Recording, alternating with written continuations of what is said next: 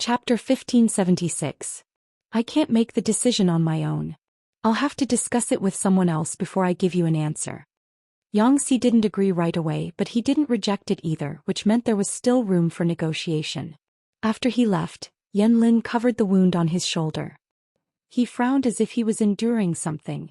He unbuttoned his shirt and found that the wound hadn't split open. He couldn't help but sigh. He knew his own body well.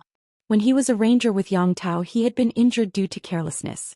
It wasn't as serious as this time, and it took him more than 2 months to recover. This time his injury was serious. He had almost died, but he was still able to come back. In less than 20 days his wound was almost healed. During this time his wound didn't fester and he didn't fall into a coma due to high fever. His medical skills played an important role. When he heard that Jiang Pingji's female doctor sewed people up like clothes, he thought it was scary. But after experiencing it for himself, he felt that the rumors weren't entirely true. This method of treating hand injuries was indeed unique. Not to mention other things, it was much more effective in stopping the bleeding than normal methods. Looking at the wound on his shoulder, Yanlin thought that when it healed, there would only be a thin scar left. Unlike Xingzai's scar, it was long and thick, as if a centipede was crawling on it. I wonder how Wuxia and Ruojia are doing. Yanlin murmured his wife's name, his heart filled with worry. Yang Tao had sent them away in advance to protect them. Who would have thought that Chui would be so ruthless? The landowning households of Nanxing were also so supercilious and snobbish, betraying them and changing sides just like that. Not only was Yang Tao in danger, but the women and children in the backyard were also involved. Even though Yanlin was wearing a meter-thick filter, he wasn't blindly cheering for Yang Tao. According to the current situation, Yang Tao had almost no chance of turning the tables. If he wasn't careful, he could die without a grave. Chui was a despicable person and Hua Yuan was a lunatic. Even if Yang Tao was willing to surrender for his wife and family, they wouldn't let him go. If Yang Tao gave up his military power, he might still have a chance. If he gave up his military power and submitted to Chui, there would be no turning back. In comparison, Jiang Pingji was much more reliable than Chui. She had never mistreated the widows and orphans of Su Pei and Su Fei, much less tormented them. Even Huang Song, who was at loggerheads with her, was still alive and kicking, even though Huang Song didn't have much of a presence now. According to the information sent back by the previous spies, it seemed that someone had seen Huang Song, who was gradually growing horizontally, walking his bird and listening to music. Yanlin didn't want Yang Tao to end up like Huang Song, but the most important thing right now was to keep Yang Tao and his family alive.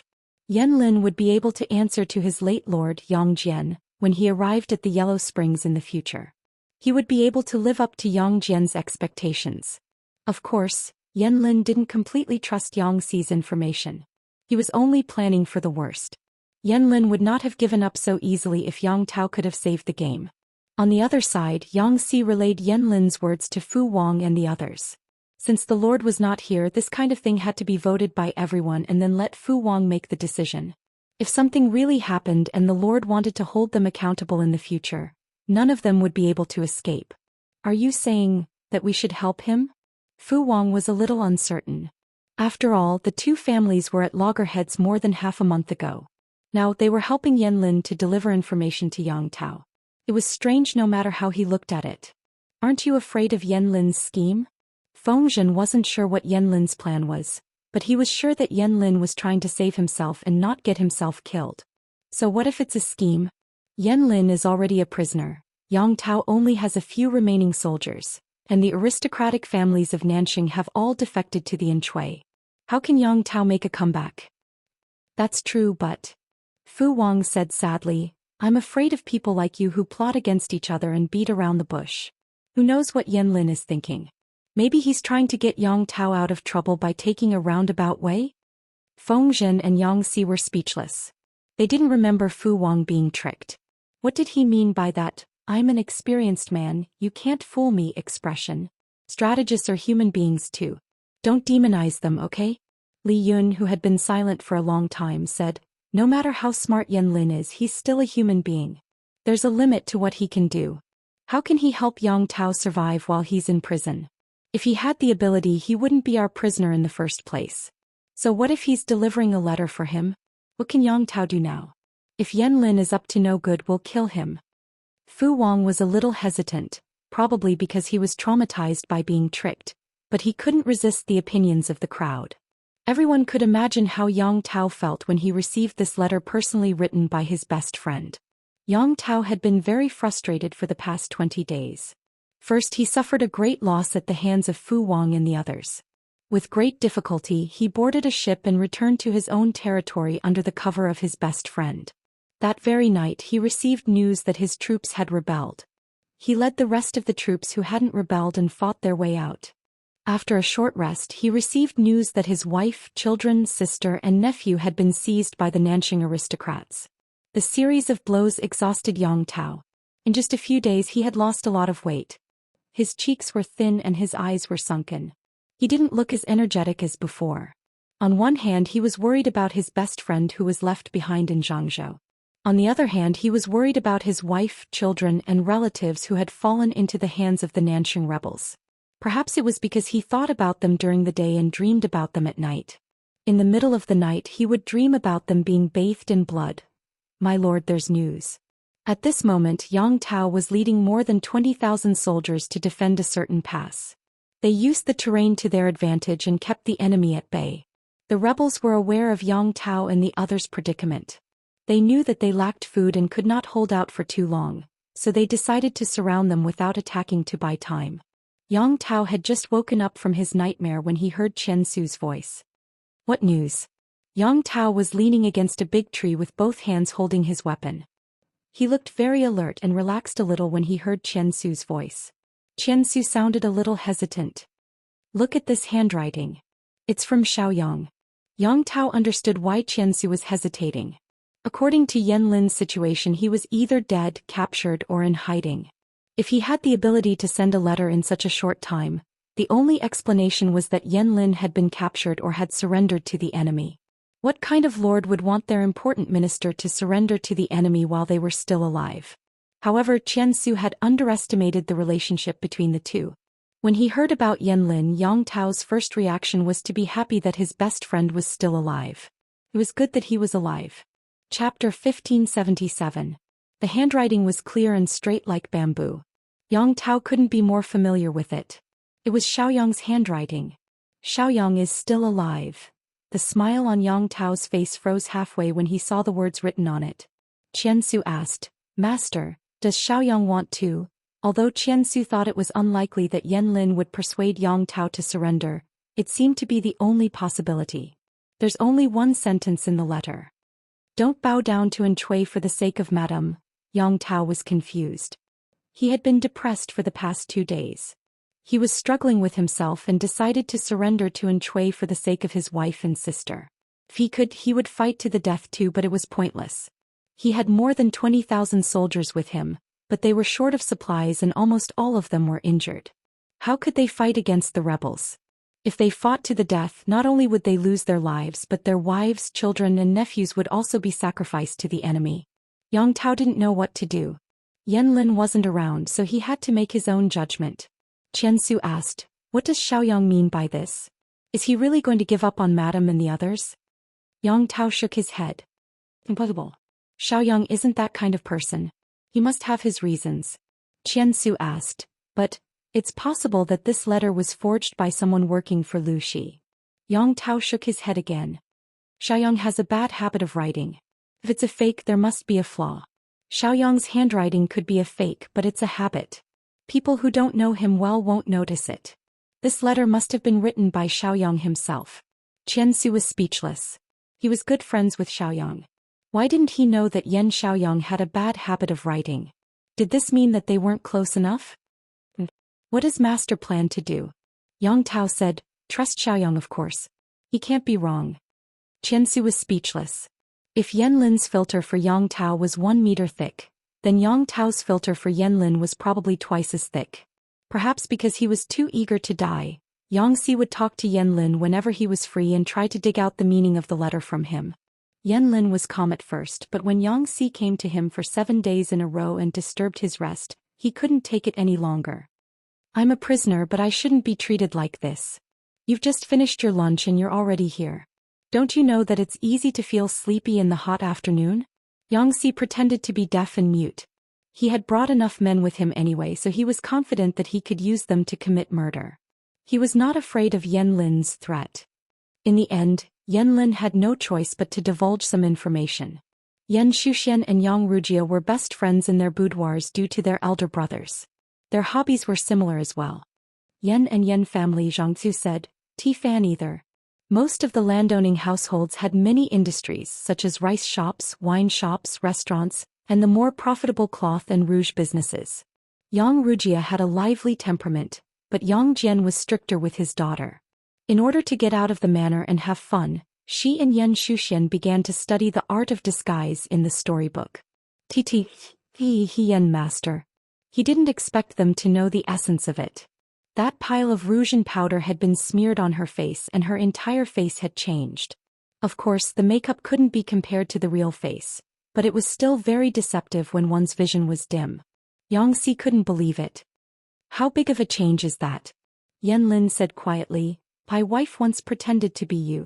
It was dusk and even I was almost fooled. Yangxi accepted it for now and said, you're stalling to give them time to save themselves? The girls from the Yang and Yan families are not weak. Yan Lin said calmly, the more the Lord values them, the more valuable they will be to the Nanxing rebels, and the easier it will be for them to be watched. Otherwise they will have a higher chance of escaping. Yangxi said, if you miscalculated, you can still survive if you take a risk. If you don't do anything, you'll die. Yan Lin said quietly, the Nanxing rebels will be so easily persuaded by Chui. Do you think they will be kind to the Lord? Even if the Lord is willing to surrender, they won't let this matter go easily. They can kill them with any excuse. So what if outsiders know that they are the ones who did this? They can't do anything to them. Taking advantage of the enemy's unpreparedness to intercept the captive's family and use them as a threat was despicable. If they could do such a shameless thing, how could they expect them to have basic morals? In troubled times, princes could fight however they wanted, but which shameless person would target innocent women, children? Yan Lin sighed. Even Lu Shi, the Duke of Lanting, wouldn't do such a thing. Yangxi was speechless. Was there any ambiguity in his words? Wasn't it too much to mock his lord right in front of him? Did his lord eat Yan Lin's rice? My lord is a gentleman. He wouldn't do something like an animal. As it turned out, Yan Lin knew his sister and his wife very well. Neither of them was a weak girl from the inner house. When they were tricked by the rebels, they realized that something was wrong, but they didn't dare to expose it in case the thugs killed them. Since they still had children to take care of, the rebels didn't separate them. They wouldn't be able to do anything anyway. They tested the rebels and found out that they were quite tolerant of them. As long as they didn't leave, they would satisfy many of their requests. Yan Shu and Yan Lin discussed and immediately came up with an idea. Today they wanted rouge and powder, tomorrow they wanted silk and satin. If they didn't give them, they would make a scene like shrews and scold them. Two mere women, it's really disgusting. I really don't know if Yang Jingze and Yan Xiaoyang are blind to actually fall for such a vulgar and crude woman. When the matter was brought up, the gentry in charge of them sneered at them in disgust. He waved his hand as if they were beggars and said, we don't have many days to live anyway. We'll satisfy all their requests. Just make them keep their mouths shut. Thus, the two of them lived a comfortable life in captivity. The servants in charge of them also changed from sympathy to disdain. They didn't know if their husband was dead or alive, but these two heartless women didn't do anything about it. Sometimes when their child cried for milk, they didn't care.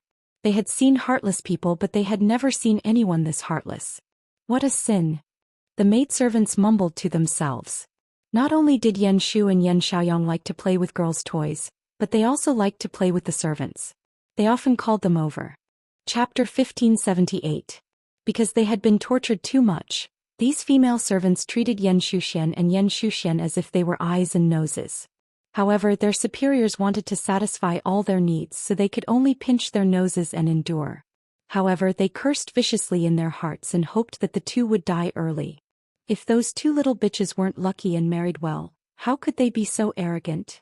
Several female servants gathered in a corner to drink yellow soup. After 2 bowls, their faces turned red and they began to talk nonsense. How to make a group of women of different ages unite. Of course, it was to complain about the same target of hatred. These female servants often schemed against each other for a little reward or a chance to show their faces in front of their masters. You don't like me, I don't like you. It was common for them to gossip behind each other's backs and smear each other's names. Of course, they didn't dare to put these things out in the open. Otherwise, if they made their masters unhappy, they would be sold out of the mansion. Recently, they had enough of Zhou Xian and Yang Rujia's persecution, and temporarily united the front. The targets of their private complaints and curses were changed to these two people. The female servants who didn't have a good relationship with each other could gather together to gossip. Humph, they can't be arrogant for long. They are both blind and stupid. A rather mean-looking servant girl said, "At this time, we don't even know if the man in the family is alive or dead, but they still have the mood to put on makeup every day. When their men are really gone, their lives will come to an end. Let them be arrogant, sooner or later they will cry." The other female servant was white and chubby. She looked very kind, but in fact she was a gossipy woman who liked to sow discord. "I pity those two babies. They cry every day until their voices are hoarse. Others feel sorry for them, but the two mothers don't care. They are a piece of flesh from their bodies. How heartless. How long has it been, but the babies are as thin as beggars." Everyone gathered together and said that Zhou Xian and Zhou Xian were heartless. They didn't care about their husband and son and only knew how to eat, drink and have fun. Little did they know that their husbands were gone. Their status and the sky had collapsed. Their son was gone and their hope in this lifetime was gone. Even an illiterate person would know these principles, but those two don't. Children raised in wealth may not necessarily be good. Everyone agreed with this statement. Zhou and Xian looked at the well-read aristocratic ladies of the aristocratic families. Unfortunately, they didn't know as much as the few of them who were illiterate. Vaguely, they felt a sense of superiority over the noble women of the gentry clans. As they spoke, they even made up a plausible rumor. For example, Zhou and Xian were so cold to their children's husband. It was most likely that they already had a man in their heart. They might even have a few gigolos. Taking a step further, it was possible that their children were not their husband's children. After they had said enough and satisfied their addiction to gossip, they reluctantly dispersed. The next day, everyone received a piece of good news that made them rejoice in other people's misfortune. At the same time, it was also the irrefutable evidence of Zhou and Xian's indiscretions. Zhou and Xian's husband, the feudal Lord Yang Tao, had been forced into a desperate situation by the rebel army. He would rather his wife and children die than surrender. When these maidservants heard this news, they were overjoyed. However, they showed some sympathy on their faces. They also treated Zhou and Xian with much neglect. The situation was already over. How long could these two abandoned women jump around? In any case, they didn't have long to live.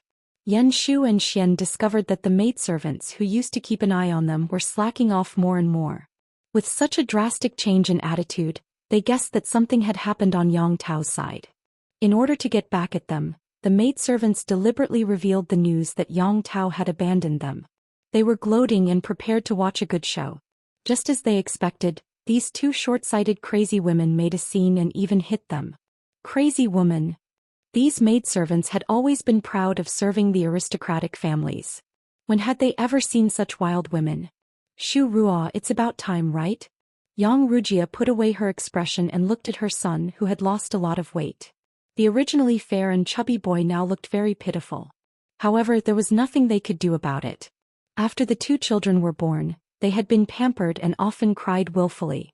She and Zhou's plan couldn't go wrong, so they could only harden their hearts and let the two children starve to change their habit of crying. At the same time, it was also to make the maidservants who monitored them relax their vigilance. So far it seemed that this plan was very effective. The maidservants hated them and also degraded them to dust. They didn't think of their escape plan at all. Why did Zhou and Xian torture the maidservants so much? Wasn't it because they wanted to remember their appearance, figure, words and deeds, as well as the scope of their activities and work, so that they could borrow a suitable identity to escape with their children? To ensure that the plan went smoothly, they had considered all the details and were only waiting for the right time to take action. It's about time. We'll find a chance to leave tomorrow and the day after. If we continue to delay, it will be disadvantageous for us. The worse the maidservants treated them, the more they courted death, and their tempers became worse and worse. On the third day, the two officially took action. In order not to arouse suspicion, as soon as Zhou and Xian made the plan, they appointed several maidservants to deliver food, and the two targets they had set their eyes on were mixed in. On the day of the action, the two asked their targets to deliver food, and they took the opportunity to knock them unconscious, tie them up and suffocate them. In order to be in a hurry, Wuxia had already put on makeup and disguised clothes. She tried her best to approach the target in terms of figure and height. Because the target maidservant was very fat, she tied her son to her belly. It didn't take long for them to be almost done. Zhou disguised herself as a somewhat thin but broad-boned woman, which was more convenient for her to disguise. Her son was hidden in the open food box. Fortunately, the two boys were tired. According to their previous experience, they wouldn't wake up for at least 2 to 4 hours, so they didn't worry. They both knew some vocal skills and could imitate people's voices 90% similar. The two imitated their usual unreasonable behavior in the room.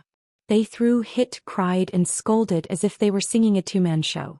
Not long after, the two maidservants were driven out with their faces covered in dirt. The thin woman cursed sharply in a low voice, "Little bitch, when all the men are dead, let's see how arrogant you can be." The fat woman covered her face with her hands, feeling sad.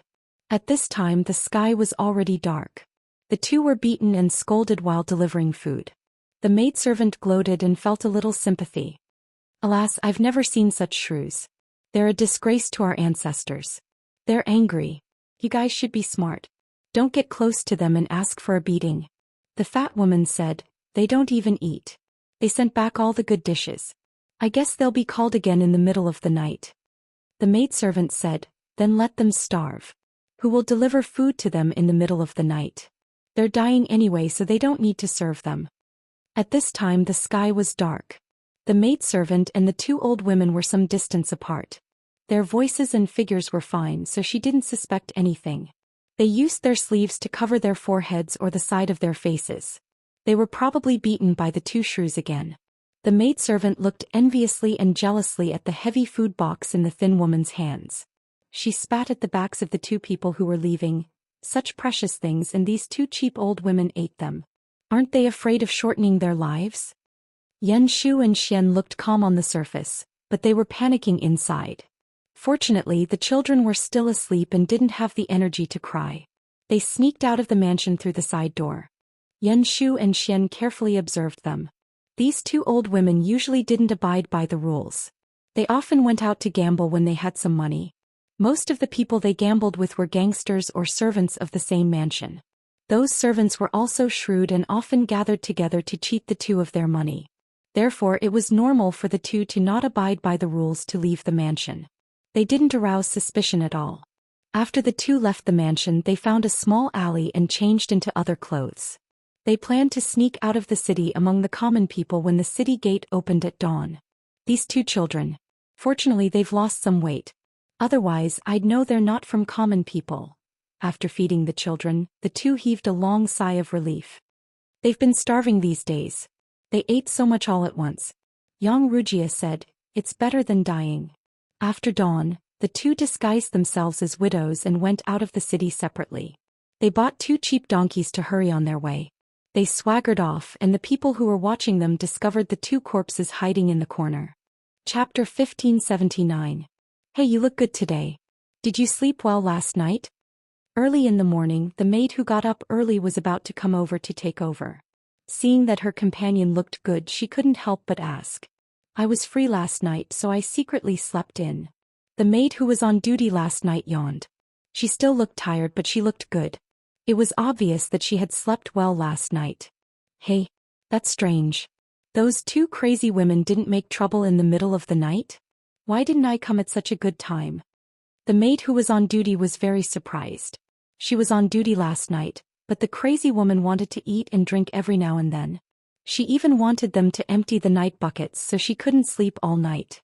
The maid's yawn froze and she said suspiciously, "Yes, why didn't the crazy woman make trouble? Did something happen?" Another maid said harshly, "In my opinion, it would be better if these 2 scourges were dead." Although they said so, they still went into the room and took a look. They didn't even bother to inform the others, which showed how disdainful they were. They walked around and found no one in the room. They didn't even hear the crying of a baby. They searched the room inside and outside, and the more they looked, the more anxious they became. Suddenly a hurried and frightened voice came into their ears. They followed the voice and saw a maid falling to the ground in panic. What happened? The maid pointed at the box in the corner with trembling fingers and stammered, Dead people. 2 bodies, one fat and one thin, were broken, tied and stuffed into a narrow box. Their hands and feet were twisted at a strange angle, and their twisted cheeks were facing the crowd. Although the 2 corpses were bruised, bleeding from their 7 orifices, and their eyeballs were almost popping out of their eye frames, everyone could still recognize them. Were they not the 2 old maids who had delivered food to the crazy woman last night and then sneaked out to fool around? No, it's impossible. The maid who was on duty last night said in panic, Impossible. I saw them go out with the food box with my own eyes yesterday. The 2 cleaning maids said a lot to her. Their voices were normal, their figures were normal, and their appearances were normal. They couldn't be dead. Besides, they hadn't come back after they went out. How could they have died in the house? This news quickly reached the ears of the people in charge. However, they didn't say that Zhou Xian and Xiao Luo had escaped. Instead, they made up a terrifying story about a malicious ghost killing and eating people. With the maidservants on night duty as witnesses, Shu and Xian did not leave the room at all. Instead, it was the old woman who delivered the meal who was beaten to the point of cleaning the room that left and did not return for the whole night. The next day, their corpses were found stuffed into a small box. Nonsense. How could there be spirits and ghosts in this world? Not to mention that it's a ghost that kills people. With Zhou Xian and the others missing, the person in charge was anxious and angry. Even if Yang Tao did not care about the lives of his wife, children and sisters, and they were not as important as before, they could still be used as sacrifices for the war.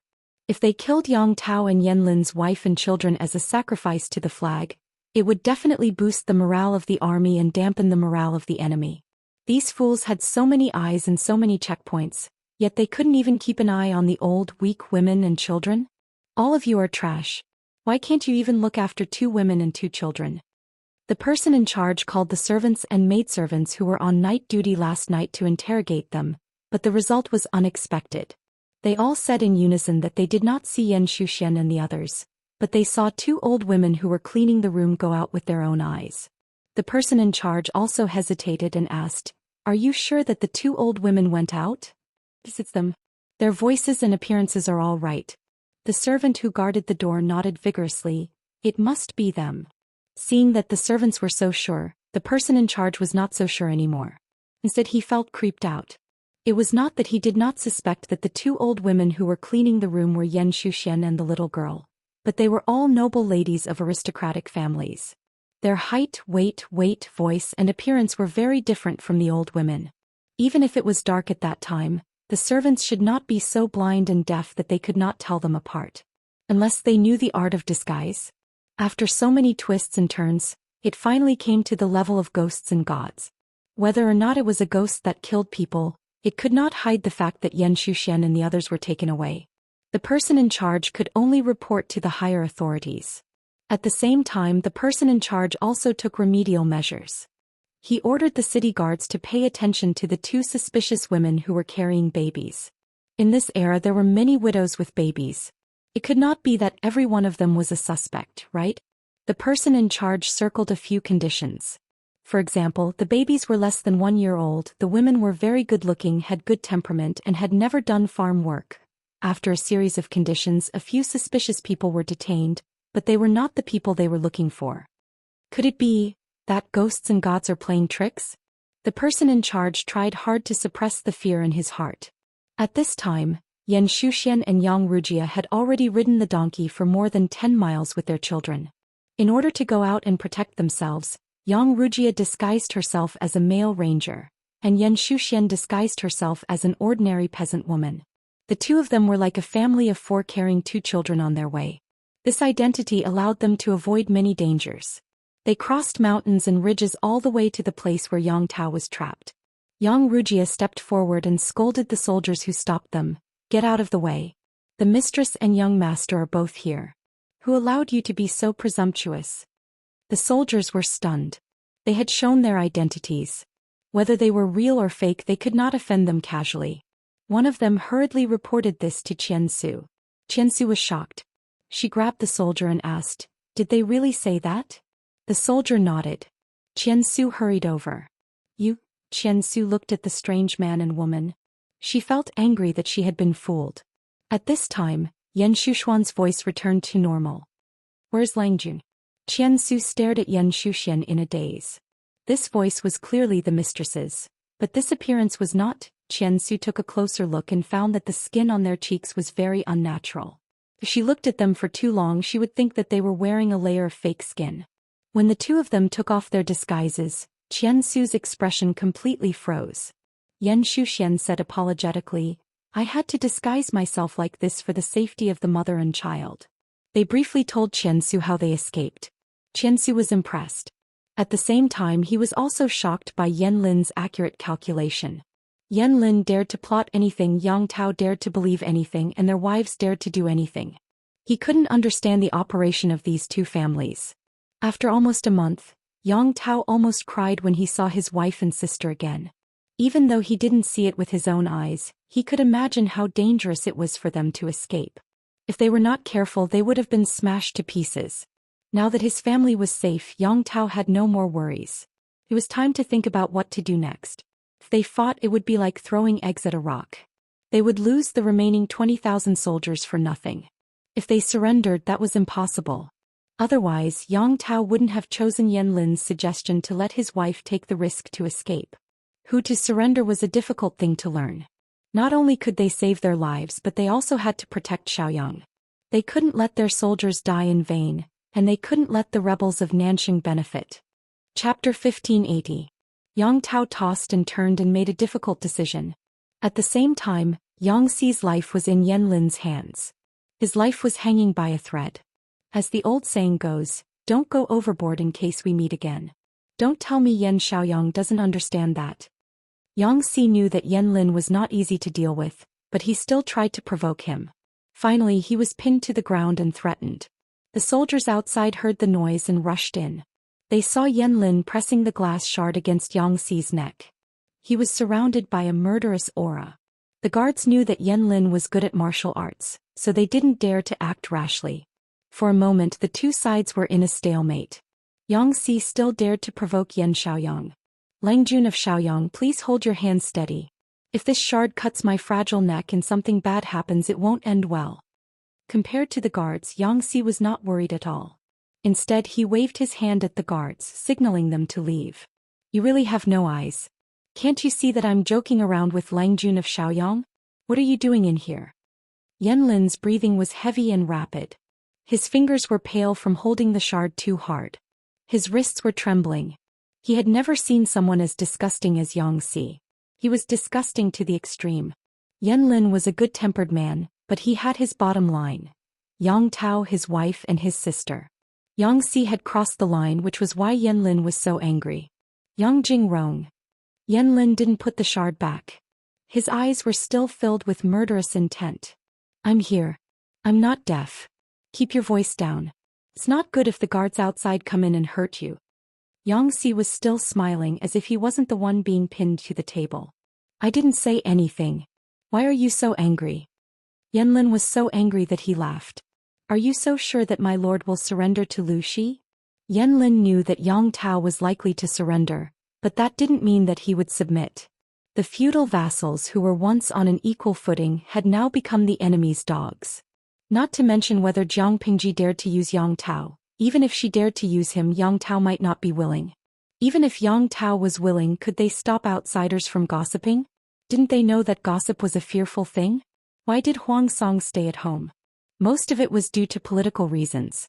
Huang Song was idle at home and his former officials no longer had a leader, so the probability of them being disloyal was low. Another reason was self-esteem. In any case, he used to be a feudal lord who wielded great power. Once he lost his power, he was reduced to calling himself a colleague with his old courtiers. The disparity was too great.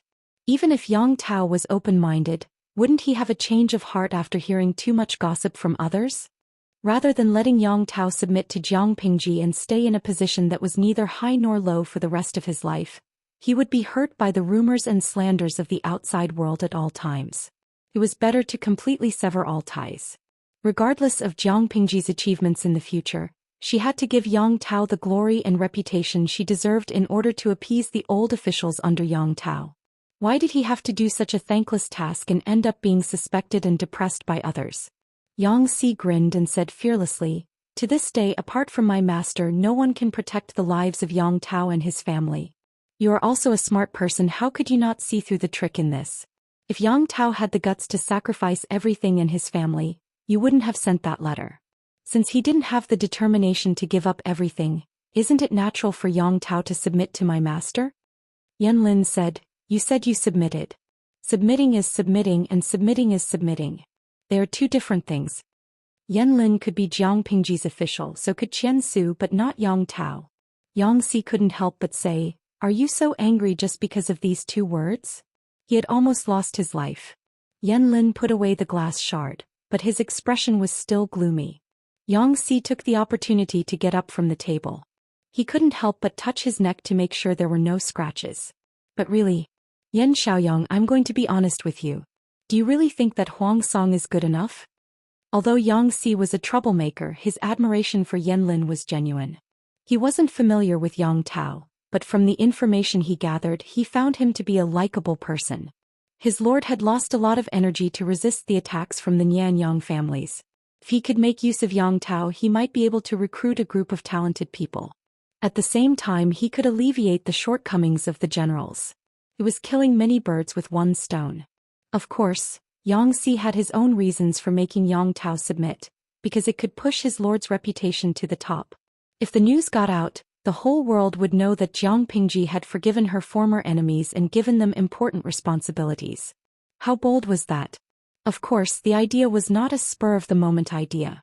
Based on Yang Si's observation, Yang Tao and Yan Lin weren't as ambitious as he had imagined. Or rather, their weaknesses meant that they wouldn't be able to reach higher positions. People who were willing to give up their ambitions and submit to Yang Si because of their relatives were destined not to be heroes who could stir up trouble. His lord had their weaknesses. Why would she worry that they would stir up trouble? Yan Lin had seen through Yang Si's wishful thinking, which was why he was so furious. It's not good for Huang Song to be like that. He's lost his heroic spirit, but it's better than trembling in fear and being ordered around by others. Yang Tao didn't pay attention to the details. If he did something wrong and got killed, he wouldn't even know how he died. Yang Si was worried that Yan Lin would explode again, so he simply changed the topic. Elsewhere, Yang Tao was at the end of his rope.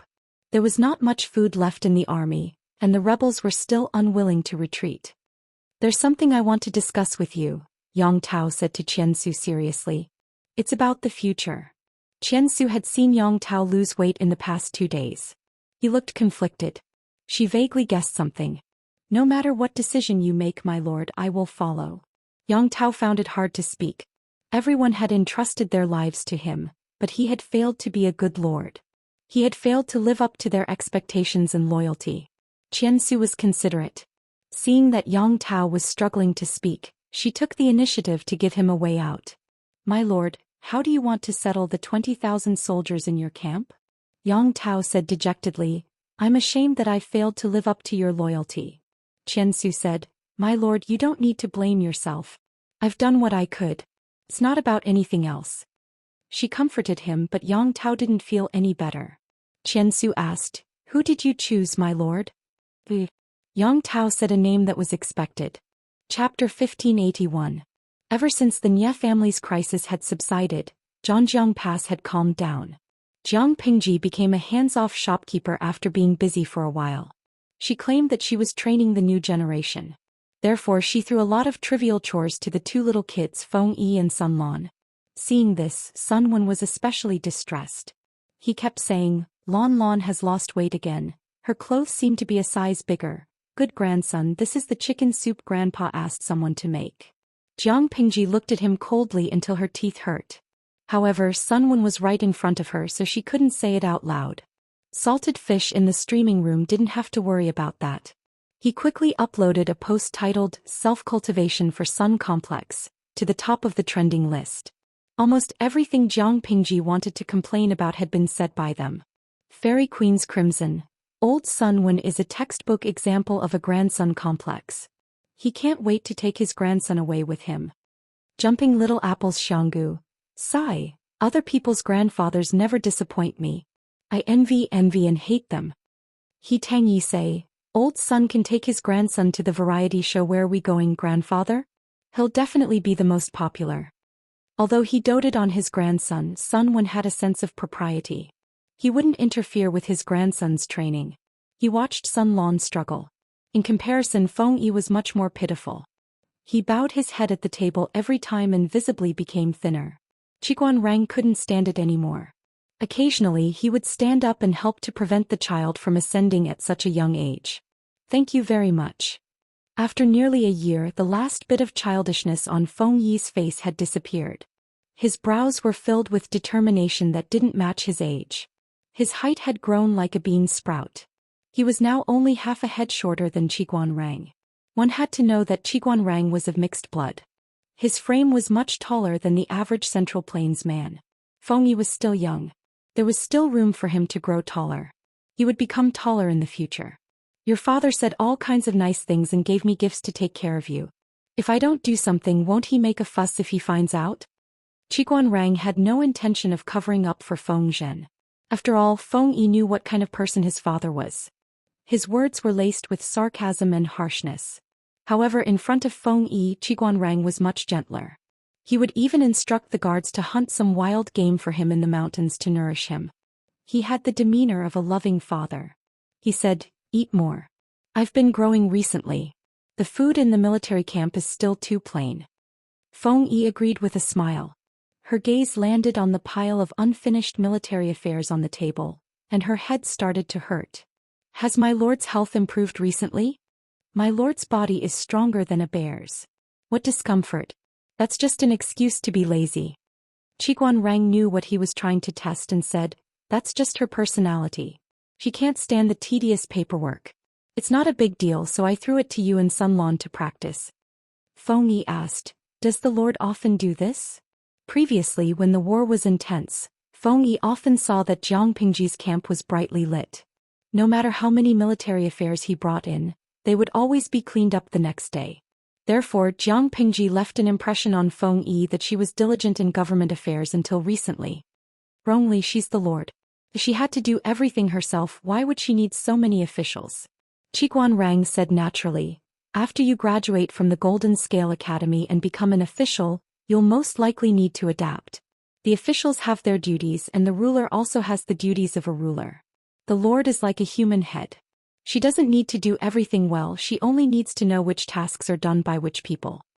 Being diligent in government affairs was a good thing, but it was a pain in the ass to forcefully intervene in everything when one didn't know anything. In this world, not everyone was as omniscient and omnipotent as the Lord. There were too many fools who thought they were smart and pretended to know when they didn't know anything. There's something. After eating, Feng Yi showed a rare hesitation. I don't know. Qiguan Rang raised his eyebrows and noticed a faint blush on Feng Yi's face. Just say it. In the afternoon I went to the main tent and saw, the Lord and Mr. Wei seemed to be a little intimate. Qiguan Rang said, Don't worry about it. Don't make it public. Feng Yi was shocked. Those two are really, Qiguan Rang said, the man is unmarried and the woman is unmarried. They can do whatever they want. Why are you so surprised? Feng Yi was speechless. The man and the woman were unmarried? Feng Yi silently swallowed her sarcasm when she thought about the Lord and Wei Xiai. Qiguan Rang said with a standard Buddhist expression, Now that the war is almost over, it's time to look forward to the arrival of a young lord. After a while he asked the guards to go into the mountains to look for wild animals that could enhance male vigor. Wei Zixiao's body was still a little thin. Feng Yi nodded slowly. Yes, the lord still has no children. It's quite worrying. She pinched her fingers and counted. In a few months, the lord would be 24 years old. It was indeed worrying to not have children at this age. At this moment, what was Jiang Pingji, who was supposed to stay in the main tent, doing? She was having a picnic outside and taking an afternoon nap on Wei Xi's lap. The group of salted fish were so envious that they were crying. My lord is in a good mood. Did you encounter a happy occasion? Jiang Pingji stared at his lips for a long time. Wei Xi felt uncomfortable and could not help but think of his impetuousness just now. How can you tell that I'm in a good mood? There's delicious food in front of me but I can only taste a few mouthfuls. I'm so sad. Jiang Pingji's flirtatious words were inversely proportional to her moral integrity. Even though Wei Xi had been through hundreds of battles, he could not withstand it. Wei Xi's ears turned red as he listened to her teasing words that had a hidden meaning behind it. Don't be like that next time. Today.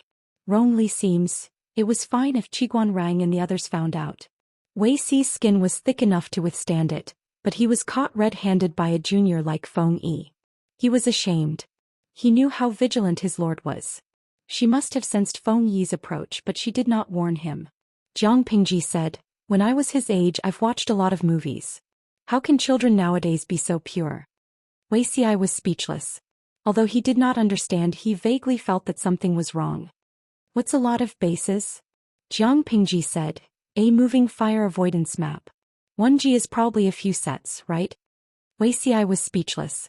Jiang Pingji still thought that he was not embarrassed enough. She said, if there's a chance in the future I'll bring you to have a look. However, the figures of those people are not even 1% as good as Zixiao's. I don't even know why they like to look. I find it extremely boring. It's just that their postures are a little interesting. Jiang Pingji spent her youth in a training camp for genetic warriors. Some of her comrades who were not too serious bullied her because she was young. They teased her and said that it was interesting. Jiang Pingji actually looked at them all seriously. However, her insight was too terrifying. Those people were like skeletons in her eyes. He could not see what was good about them.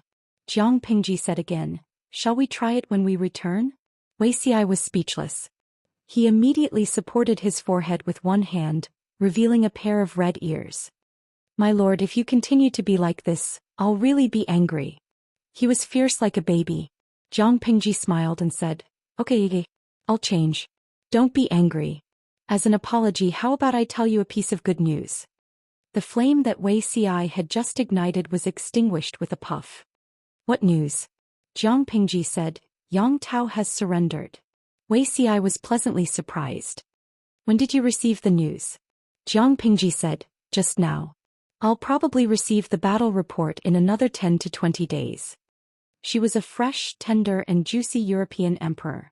The person who had transmigrated was Yang Tao's son's wet nurse.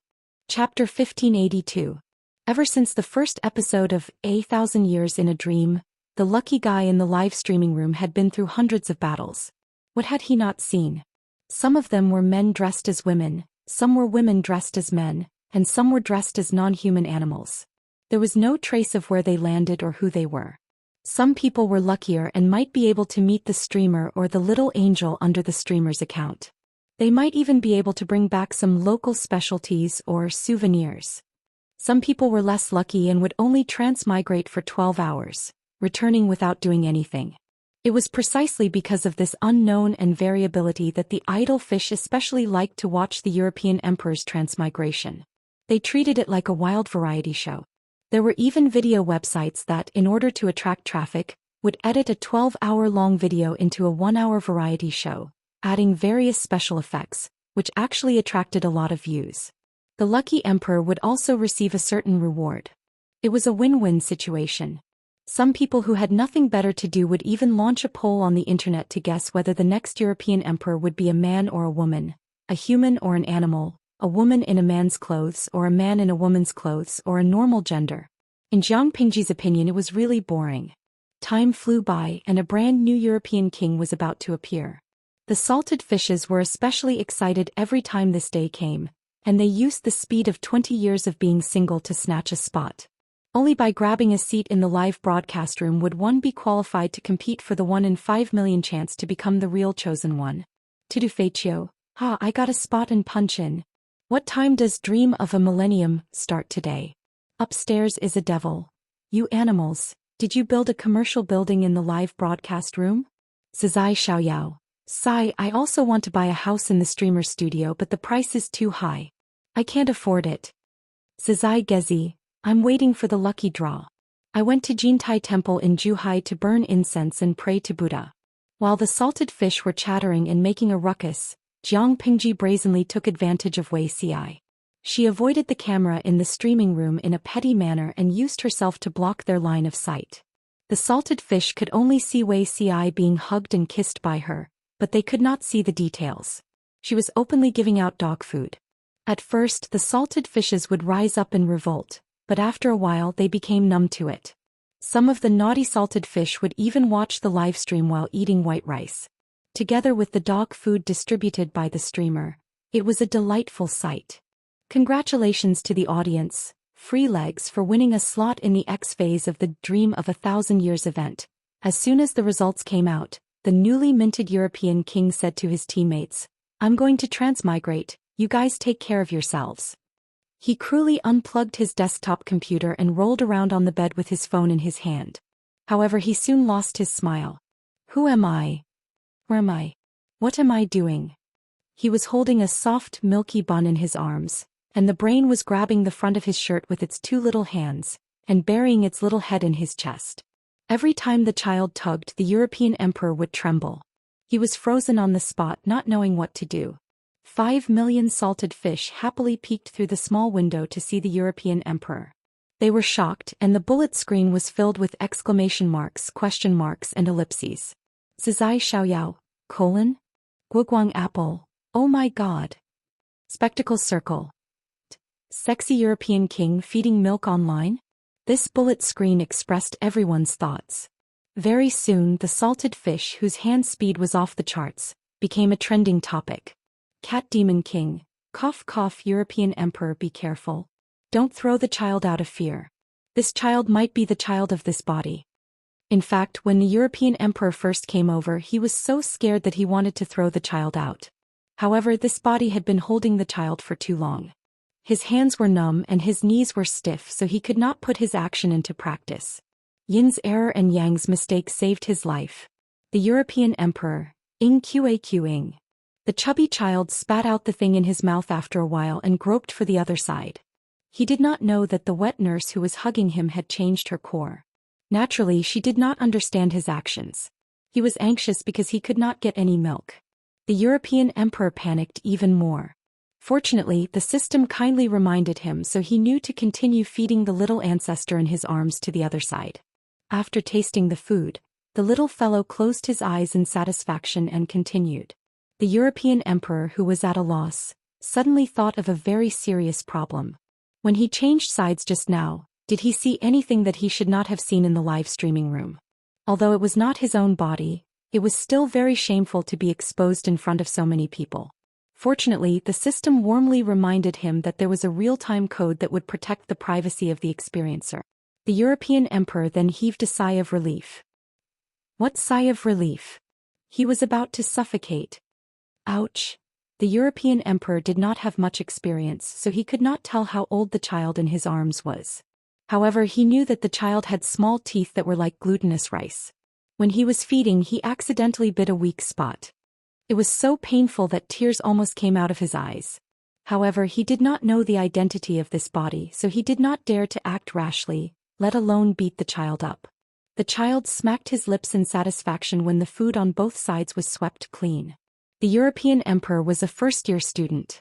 He was gentle and occasionally indulged in RPG games. He did not have any bad habits. As for children, he did not like them, but he did not hate them either. Especially babies who did not cry or make a fuss, he could not harden his heart.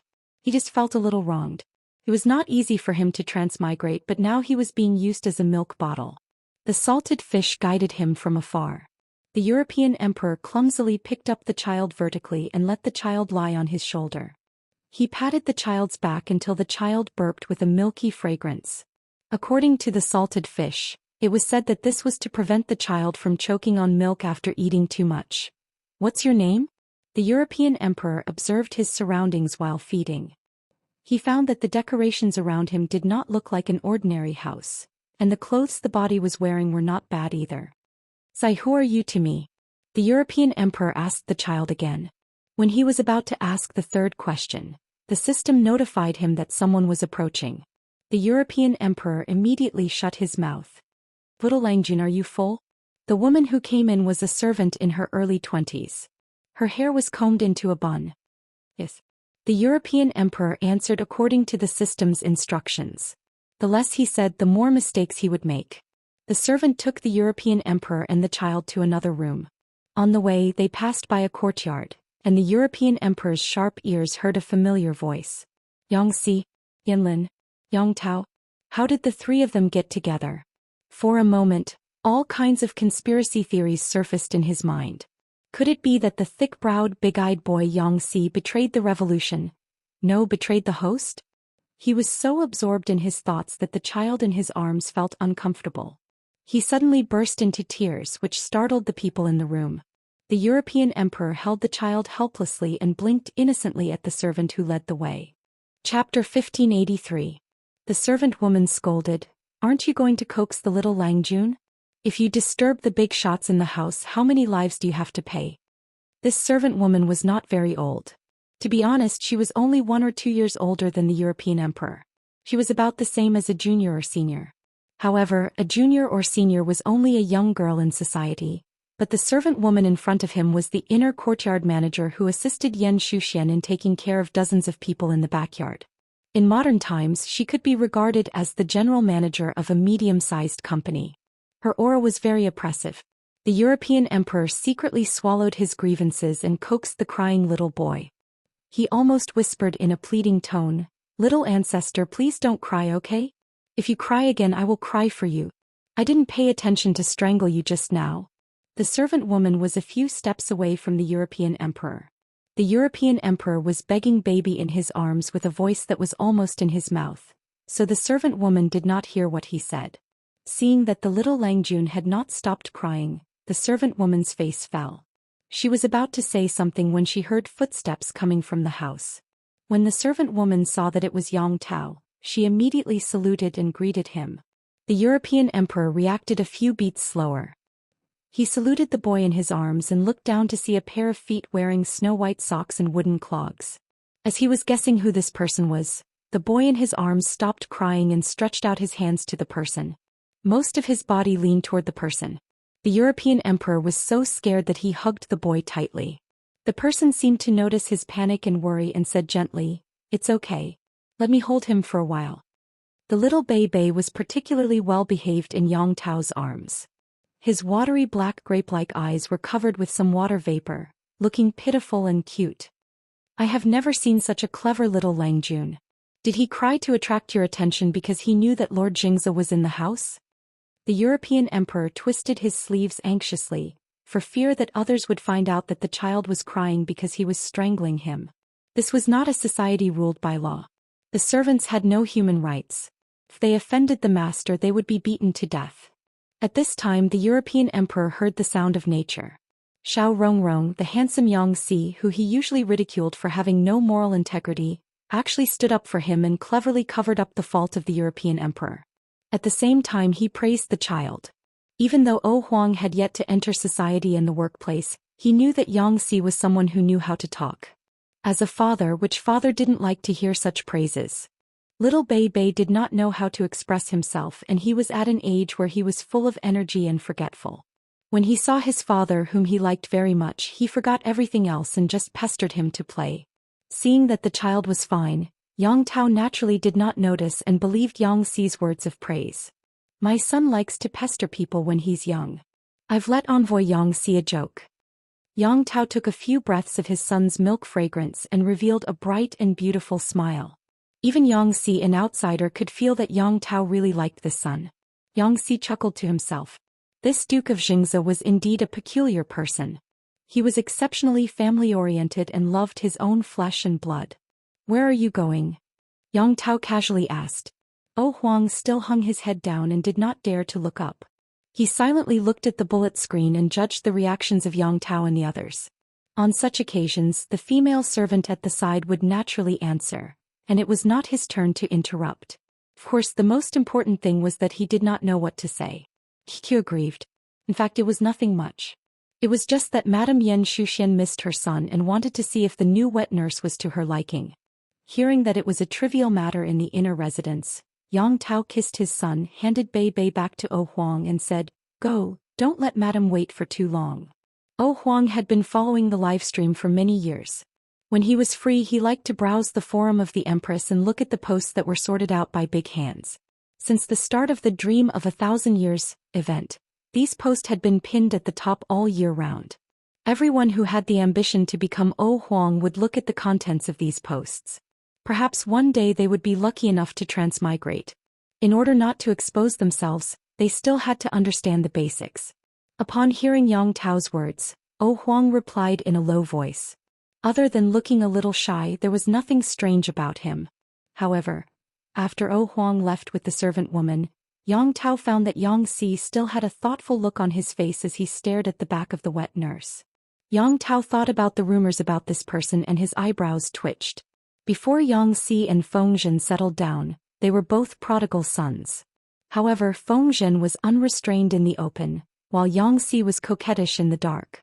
Their reputations to the outside world were also different. Everyone knew how unrestrained Feng Zhen was, but they didn't pay much attention to Yang Si, who was more low-key. Of course, as a former opponent, it was impossible for Yang Tao not to know the information of the main members of the enemy. This Yang Si also didn't seem to be a very reliable person. Yang Tao thought for a while and tried to ask, Messenger Yang, do you know that wet nurse? Yang Si withdrew his gaze and said, I don't know her, but she is a little. Yang Tao was shocked and asked, what is a little? Could it be that there was a problem with the identity of this wet nurse? If that was the case, he definitely couldn't let this woman get close to his son. Who knew what she was thinking? Yang Si saw Yang Tao's grave expression and knew that the other party had misunderstood. He couldn't help but cough lightly to smooth things over. This person's side profile is somewhat similar to my wife's, and I was dazed when I saw her. Speaking of which, my wife also gave birth last year. I haven't seen her for a long time and the child can recognize people now. Yang Tao didn't know that Yang Si was actually married. However, Yang Si was already over 30 years old, so it was normal for him to have a wife and a daughter. When he looked at the unfamiliar wet nurse just now, he was also touched by the scene and thought of his wife and daughter at home. Yang Tao expressed that he could understand. Yang Tao was easy to fool, but Yang Tao's external brain Yanlin was not so easy to fool. First of all, he had never heard that Yang Si had a family. The so-called wife and daughter were most likely not legally married, and it was still a question whether they existed. Second, Yang Si's eyes didn't show attachment to his wife and daughter at all. It was more like he had seen something interesting and his curiosity was aroused.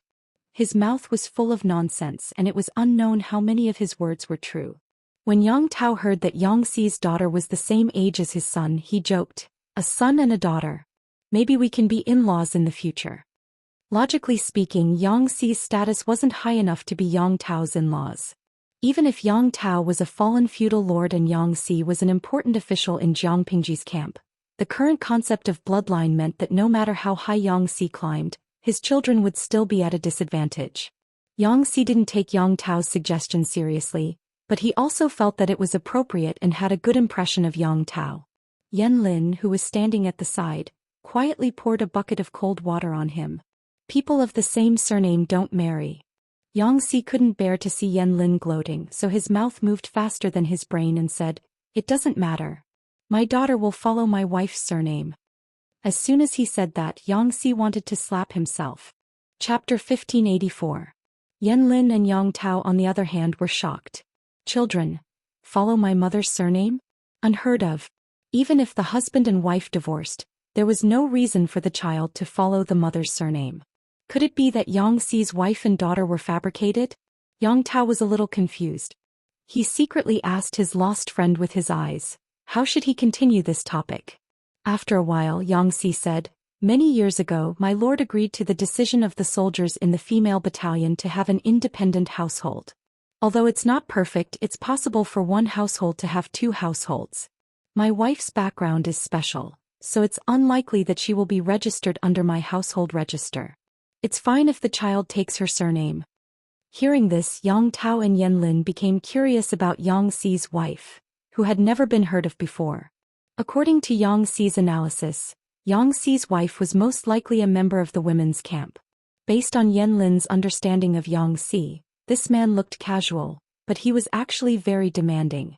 His wife couldn't be an ordinary soldier either. She might be someone with a military rank or a real power. In this chaotic world, It was not easy for men or women to reach this stage. This was because the ways of the world were harsher and stricter to women. If a woman wanted to reach the same height, she had to put in more effort and toil than a man. From this, it could be seen how outstanding that woman was. She was good in every aspect, but unfortunately she was blind. Why was it snatched away by Xianxia? Yan Lin was hesitant, but Yang Tao was much more casual. He asked directly, "If that's the case, I'm curious. What is your wife's name?" Xianxia hesitated for a moment. After all, his relationship with Colonel Jiang was tacitly acknowledged by everyone, but it had not been made public yet. "My wife's surname is Jiang." Martial artists did not have so many elaborate formalities, but Xianxia was a scholar. It was impossible for him to casually tell his wife's maiden name to a man outside. Yan Lin and Yang Tao thought of a girl at the same time. Yang Tao was shocked. Could it be Jiang Nongqin, Field Officer Jiang? Xianxia said, "It's my wife." The number of warriors under Jiang Pingji's command wasn't small, but it wasn't large either. Apart from a few who had the ability to command troops independently, most of them came from the wilderness. Their shortcomings were very obvious. They could fight battles, but they couldn't lead troops. As the only female general who held military power, Jiang Nongqin was naturally the center of attention. According to the information obtained by the spies, this female general had always been unmarried. When did she have a husband and a daughter? Yang Tao looked at Xianxia with some eagerness in his eyes. If the child betrothal before was a joke, then this time it was a little serious. Anyway, Xianxia had agreed just now. Yang Tao only needed to go with the flow. Xianxia was miserable. He tried to refuse, but Yan Lin interrupted him. Xianxia was not in the mood to think about the wet nurse. Why was he thinking about this wet nurse? Of course, it was not because Xianxia had taken a fancy to her, but because of something else. To be precise, Xianxia had encountered a total of 2 mountain ghosts. Although these mountain ghosts didn't have any ill intentions, there was a saying that went, "Those who are not of our race are bound to have different intentions." Xianxia couldn't guarantee that these mountain ghosts wouldn't cause trouble at the critical moment. He carefully recalled the details of his brief interaction with Mountain Ghost, trying to find a common characteristic between the two. Because of his strong memory, recalling the details was like dragging the mouse to watch a video frame by frame, not missing a single detail. He didn't make any progress until he saw the wet nurse today. His heart was filled with good fortune and a flash of inspiration appeared in his mind. He found a clue. Do they have anything in common? Yes. Whether it was the first mountain ghost of the fisherwoman, or the second mountain ghost of the physician, Xianxia had close contact with them. The first mountain ghost, a fisherwoman, sat on the deck in Tot Chi Kwang shipbuilding. From his perspective, Xianxia could see her neck. It was faintly green, but he didn't take it seriously at the time. That was also the first time. How could Xianxia know that mountain ghosts would appear so frequently? The discovery of the second mountain ghost of the physician was purely an accident. Xianxia found that the other party's behavior was unusual. She wasn't from the women's camp, but she had more advanced and skilled trauma suturing skills than the women's camp medics. The soldiers sent out to investigate also got some clues from the fishermen. They all agreed that this doctor's medical skills were ordinary and there had never been a precedent of suturing. Thinking of the mountain ghost, Xianxia lied to the other party. As expected, the person gave himself away. Xianxia was very close at that time. With his height advantage, he did see some green lines on the back of the other party's neck. After a few hours, the mountain ghost left and the doctor returned to normal. From this, it could be seen that the mountain ghost stayed for a limited time, which confirmed the first mountain ghost story. When it was the turn of the third mountain ghost, the other party kept her head down the entire time. Her collar was relatively short, revealing a section of green lines. When Xianxia saw this, he suddenly thought of the 2 mountain ghosts from before. If this was the mark of the mountain ghost's possession, didn't it mean that there was something wrong with the wet nurse? Thinking of this, Xianxia secretly tested Yang Tao. From Yang Tao, he learned that Zhou Xian, who was in charge of the inner residence, valued the child's new wet nurse very much. She didn't hire anyone with a bad smell, an ugly appearance, a lazy personality, a loose mouth, or a damaged skin.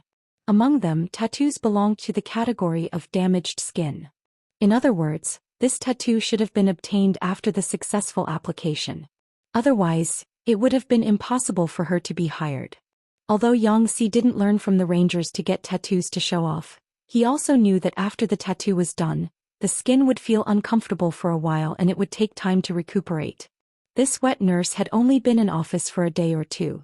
There was no time for the tattoo to return to normal. All kinds of inferences suggested that the wet nurse was most likely a mountain ghost. Only a wild spirit would have the ability to do something that didn't make sense to this extent. After coming to this conclusion, Yangxi wanted to meet the mountain ghost of the wet nurse. Not knowing that he was being watched by Yangxi, Lucky Emperor shuddered secretly. When Zhou Xian met Lucky Emperor, she saw that he was a little shy but very dutiful. Her son also liked to drink his milk, so she allowed him to stay. Although Lucky Emperor didn't know how to chat, he could copy the flirtatious words from the Empress's forum. This amused Zhou Xian, who had been depressed recently. The 5 million salted fishes were secretly jealous. They thought that Lucky Emperor would have a good show to watch when he was breastfeeding. They didn't expect him to turn around and flirt with the girl. Not only was he flirting with the girl, but the girl was actually Yang Tao's wife, Yan Lin's biological sister. This made the fans of both families grit their teeth in jealousy. Soon Lucky Emperor was out of luck. Why? Because Yangxi found an excuse to see him. The salted fishes were stunned when they heard this. Could it be that the theme of today's live broadcast wasn't sexy Lucky Emperor breastfeeding, but scumbag Yangxi cheating on a woman online? A grown man suddenly wanted to see a married woman who was crouching in the inner courtyard breastfeeding. Put together, it made people's imagination run wild. Lucky Emperor didn't think it was messy enough. He asked anxiously, "If Master Yang wants to sleep with me, do you think I should comply or not?" The salted fishes were speechless. Chapter 1585. Although the European emperor was flirtatious, when he met Yangxi he couldn't say anything. "Nice to meet you, messenger." The European emperor bowed to Yangxi as soon as he came up. He was trembling with fear and looked pitiful, which made Yangxi think that he was scary.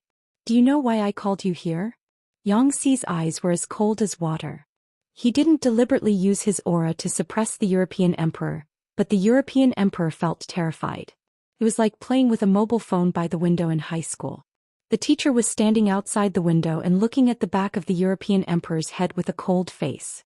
Unspoken rules? The European emperor was also scared and very nervous. When he realized what he had said, he quickly changed his words. "I didn't mean that. I don't know why you called me here." Yangxi listened to the European emperor's lame speech with a cold face. He seamlessly switched between servant, and servant. The European emperor was too nervous. As an otaku who had just graduated from high school and entered college for less than 2 months, he blushed when talking to a girl. He dared to say all kinds of flirtatious words through the internet, but when it came to face he couldn't even say a word. He was timid, weak and pitiful. Yangxi also noticed this. He simply got up and walked to the European emperor. The European emperor was afraid to look at Yangxi. He lowered his head slightly and stared at Yangxi's socks. He thought to himself, "There's no foot odor?" Yangxi didn't know the European emperor's flirtatious words. In front of the 5 million people, he touched the European emperor's neck with his 2 fingertips. He curled his fingers slightly, and there was indeed a green line on the back of the European emperor's neck. Before he could react, the European emperor jumped up like a cat whose tail had been stepped on. The bullet screen in the streaming room was in an uproar. Jiang Pingji, who was far away in Zhanjiang Pass, also stared at Yangxi. What are you doing?" The European emperor grabbed his clothes with one hand and covered the back of his neck with the other. His cheeks were flushed and his eyes were slightly red. He was obviously dressed like a married woman, but he revealed the shyness of a virgin girl. He cried out involuntarily, "How dare you sleep with me?" Yangxi looked at his fingers and was stunned for a moment. Then he immediately burst out laughing. "I don't even know if you're a man or a woman. Did I sleep with you?" Yangxi was not a fool. From the tone and context in which the European emperor mentioned the unspoken rules twice, he roughly guessed what the unspoken rules meant. It was most likely something between a man and a woman. Even though he had settled down now, Yangxi was still a veteran when he was young. What kind of beauty had he not seen before? No matter how bad his taste was, he wouldn't fall for a married woman, right? "Tell me honestly, why did you sneak into Yang Tao's residence?" The more a person liked to laugh and act coquettishly, the more pressure they would give others when they were serious. Looking at Xianxia, Europe King was so scared that he almost cried, especially when Xianxia's dagger was still on his neck. What are you doing? I didn't provoke you. Xianxia sneered and spat out 2 words, which made the European emperor's body stiffen. Mountain ghost. Lucky Emperor was lying on the ground, and Xianxia's dagger was placed across his neck. The back of his neck was facing Xianxia, and the green tattoo was particularly eye-catching. This should be the sign of a mountain ghost possessing a mortal's body, right? Xianxia's fingers brushed past the skin and there was no protrusion. It was as if it was not stabbed by an external force, but more like it was coming out from the inside. I don't care how you mountain ghosts run around. I owe a debt of gratitude to your kind. I won't do anything to you because of this debt of gratitude. However, you have to tell me your purpose in coming to Yang Tao's residence. Don't you know that Yang Tao wants to surrender to my master? Something happens now. How many twists and turns will there be? Both the European emperor and the salted fish in the live broadcast room were shocked by this turn of events. Sure enough, transmigration was not an easy job. These ancient people were more cunning than the other. Compared to them, Xianxia was more like a mountain spirit. Driven by a strong desire to live, the European emperor stammered, I really don't have any bad intentions. I'm still confused. I'm a man and I haven't even found a girlfriend yet, but I'm being used as a milk bottle by a child. I'm really at a disadvantage. I'm not a nanny. If he had known this earlier, he would have sat in front of the computer and continued to play games. It was better to nurse his teammates than to be breastfed by a little kid. Xianxia was speechless. Letting go of the dagger, the European emperor looked like a good woman who had been forced. Xianxia felt a headache coming on. I've met a total of 3 mountain ghosts. The first one knows shipbuilding skills and the second one is excellent at suturing wounds. What do you know? In the face of such a blatant question, the European emperor's fragile heart shattered. He knelt down with a thud, looking as if he had suffered a great blow. I admit that they're all big shots, but I'm just a rookie. However, I'm good at nursing people and I'm proficient at it. If you were my teammate, I could help you ascend to the 12th stage. Xianxia was speechless. The 12th stage. He tried his best to analyze the European emperor's words and frowned. I'm just an ordinary person. I can't cultivate and ascend. He could also hear that there were differences in the mountain ghosts. The first 2 were most likely accomplished in a certain aspect, but the one in front of him, perhaps even Yang Tao's son, could bully him. Thinking of this, Xianxia felt that it was boring and uninteresting. However, the mountain ghost in front of him was so innocent and harmless. Perhaps he could get some information out of him? Thinking of this, Xianxia's stomach began to rumble with black water. Didn't they say that mountain ghosts rarely appear in the world? Why are you guys possessing mortals one after another? The European emperor broke out in a cold sweat. He bit his lower lip and did not know how to answer. If he answered incorrectly, he might cause trouble to the people who came after him. Xianxia was too shrewd and it was difficult for him to lie. One was deliberately trying to get information out of him and the other was guilty and afraid. Xianxia trying to get information out of him was easier than eating and drinking. Not long after, Xianxia found out from the other party that the mountain ghosts did not appear in groups. They would appear once every 7 days and randomly possess a living creature. There are tens of millions of living people in the world and there are countless other living creatures. Why did I encounter 3 mountain ghosts in a few months? The European emperor said with a bitter face, maybe it's because you're too lucky. The European emperor who encountered Xianxia was really unlucky, especially himself. He was simply unlucky. Xianxia asked, when did you possess this person? The European emperor looked at the time and said, 2 hours ago. He would possess a person for 7 days and each possession would last for 12 hours. Xianxia silently noted down the time and pattern. It's not my place to interfere if you want to travel the world. However, I have a piece of advice that you should keep in mind. Xianxia's expression turned cold.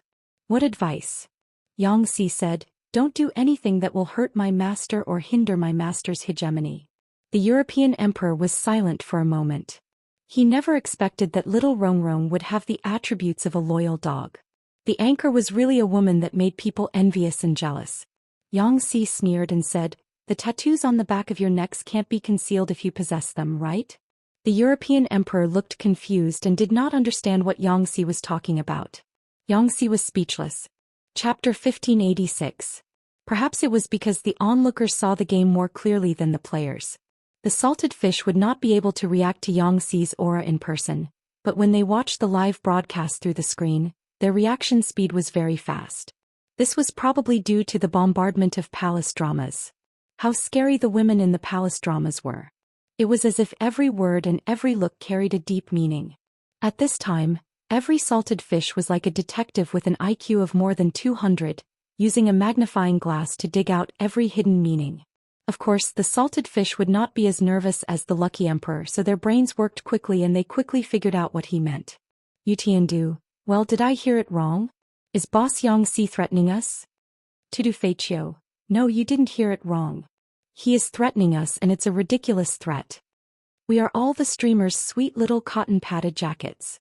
How could we do anything to hinder the streamer's hegemony? Xiao Cici's worried look is so cute. Guangchang Wang, that's not the point. The point is that the streamer saw Xianxia secretly expressing his loyalty. This boss will have a rich future in the future. The most important thing is that he has taken a big step toward marrying Jiang Shaowei. If Jiang Shaowei knew about this, her favorability would be off the charts.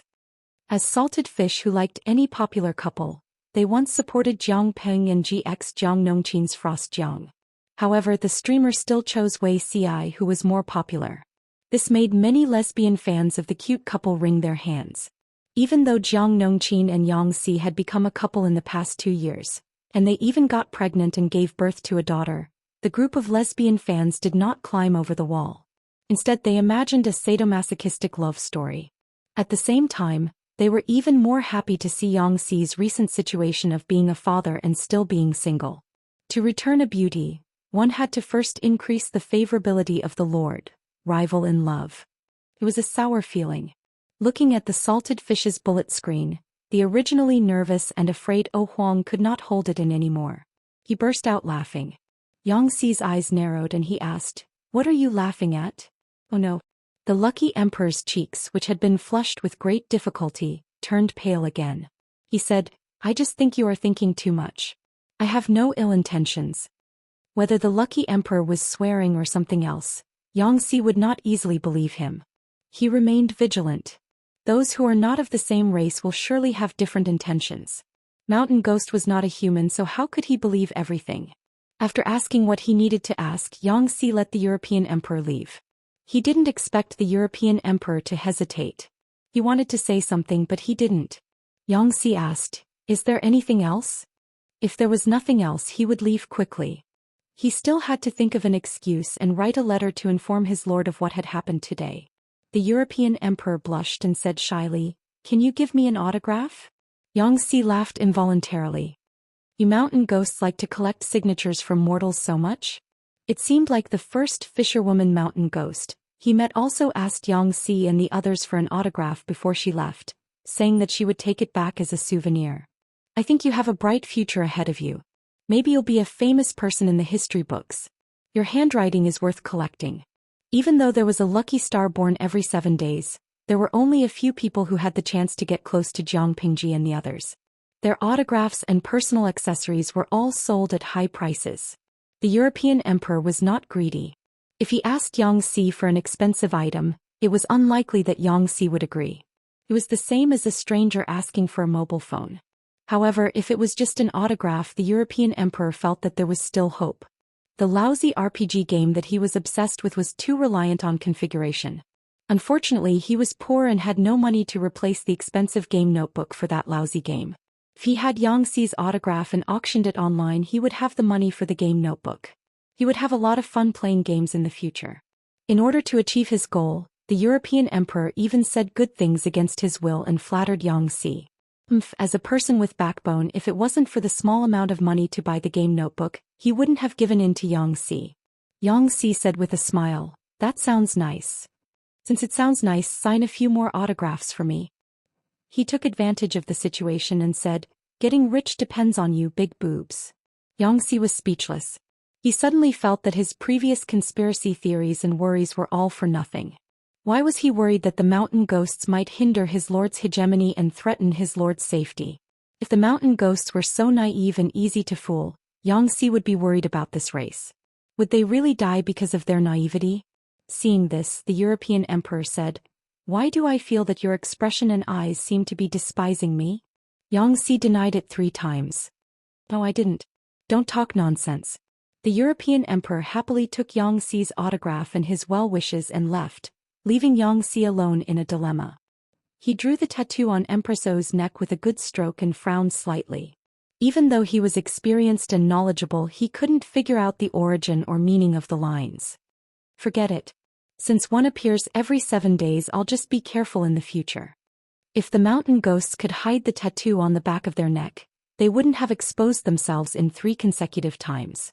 If the mountain ghosts were really a threat, Xianxia could also use the pattern of their appearance and the symbol on the back of their neck to guard against them.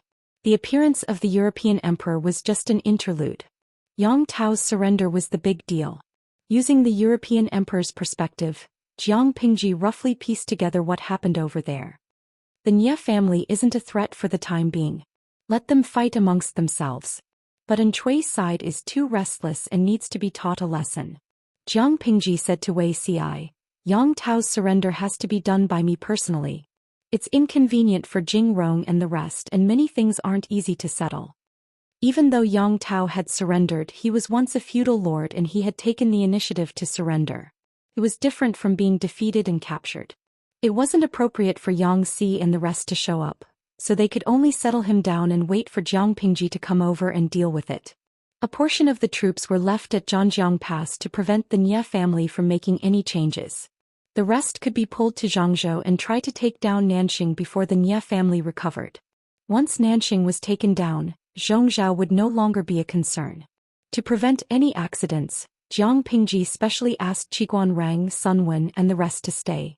If the opportunity to attack Zhongzhou was ripe, they didn't need Jiang Pingji's consent. This was considered a complete delegation of power. Qiguan Rang said, "The situation in Nanxing is unclear. Why don't you bring more people over, my lord? We can be at ease." Jiang Pingji asked, "Wenjing, do you have any suggestions?" Qiguan Rang glanced in Wei Ci's direction and said, "Zixiao is cautious and thoughtful. He has also gone deep into Nanxing and has a good understanding of the situation there. My lord, you can bring him over.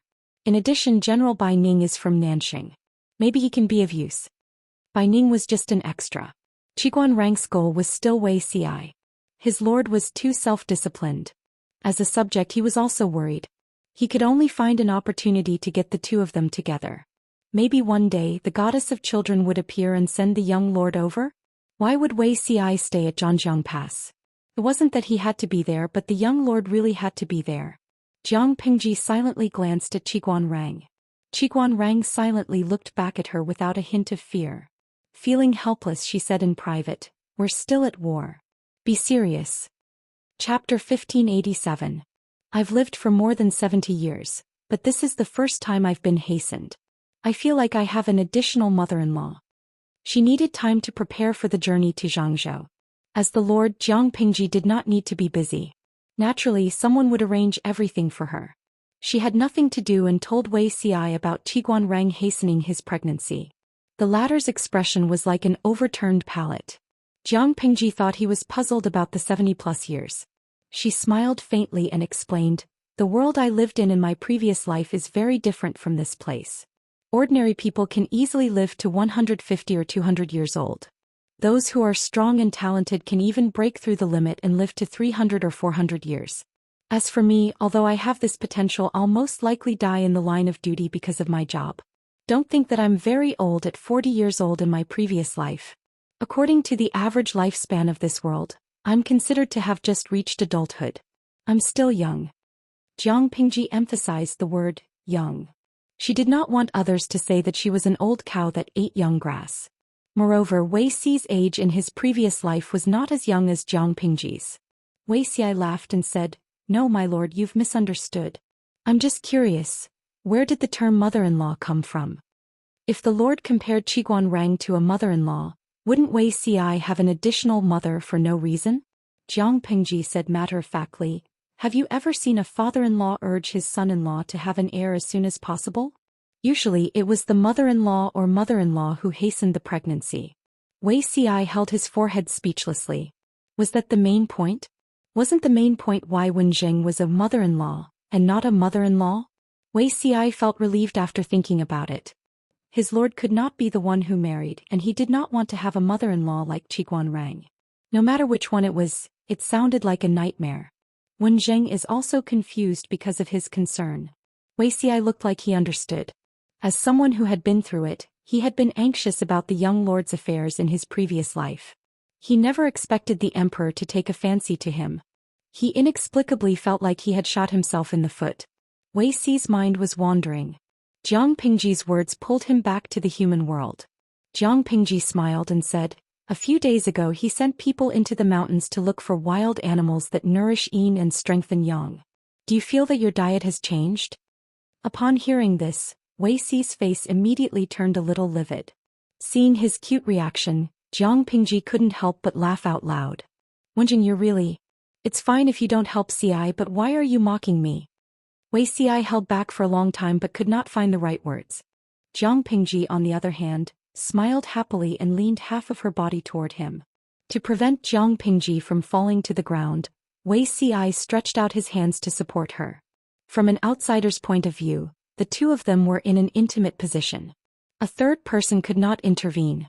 How is this a mockery? Jiang Pingji cupped his cheeks with both hands and took a deep breath. Wei Ci turned his head with difficulty to avoid her and said with difficulty, "One must not have sex in broad daylight." Even though the two of them had a relationship that was not supposed to have, Wei Ci was still conservative in his bones. He was very conflicted about his lord's frequent intimacy. She was clearly very happy in her heart, but when she sobered up she felt ashamed. From time to time this would happen. Wei Ci even suspected that he was the femme fatale in the eyes of others, seducing the originally wise and mighty monarch into indulging in his beauty. Even the Empress in her previous life was not so passionate and open. She was especially reserved in her feelings and was even as indifferent as water. Jiang Pingji glanced at the clothes of the two of them. They had not taken off a single piece. This can be considered as sex in broad daylight? She smiled and said, "Zixiao's standards for sex in broad daylight are really low." Wei Ci coughed lightly. Seeing that Jiang Pingji's eyes seemed to have a strange look, he understood and changed the topic with a strong desire to survive. "Speaking of Wenjing's matter, I'm afraid it's not his idea alone." Jiang Pingji could not help but laugh, but she did not expose Wei Ci's lame actions. "Young lord, what will come will come. No matter what, we have to wait until Nanxing and Zhongzhou are conquered. Only when the world is stable can I have the energy to consider the matter of the heir." Due to the limitations of technology in this era, Jiang Pingji could not enjoy the benefits of waiting for a baby to be born after an operation. She had to give birth to the heir herself. Women use their bodies to give birth to life. There were many inconveniences in life. She had to make thorough preparations before considering this. "Anyway, our bodies are not bad and we don't have bad habits. Maybe we can have a child in one go." Wei Ci agreed with this. In the previous life, Her Highness Jiang Yan was born not long after their first time. At that time, their physical conditions were not as good as in this life. From the time Her Majesty discovered that she was pregnant to the time she gave birth, everything went smoothly. Her Highness Jiang Yan was born in only 2 hours. However, there was an unforeseen event when she gave birth to Wei Kong. The delivery room was mixed with something evil.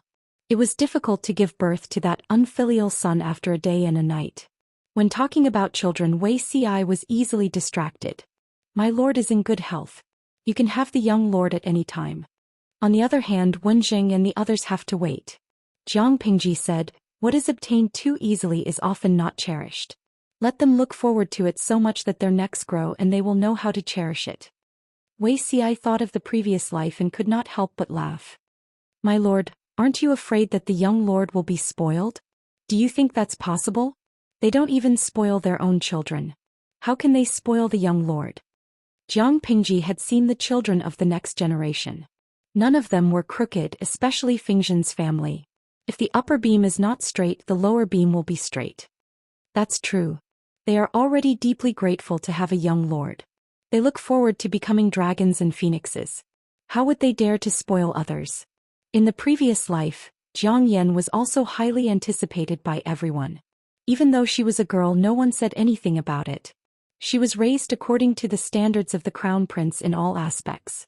Even when Her Majesty was pregnant with another child, Apart from most of the disloyal fellows, Qiguan Rang and a few others were the few officials who did not propose to abolish the crown prince Jiang Yan and cultivate a male heir again. Their political stance was also biased towards Jiang Yan. Of course, this was also related to Crown Prince Zhang's premature death at birth.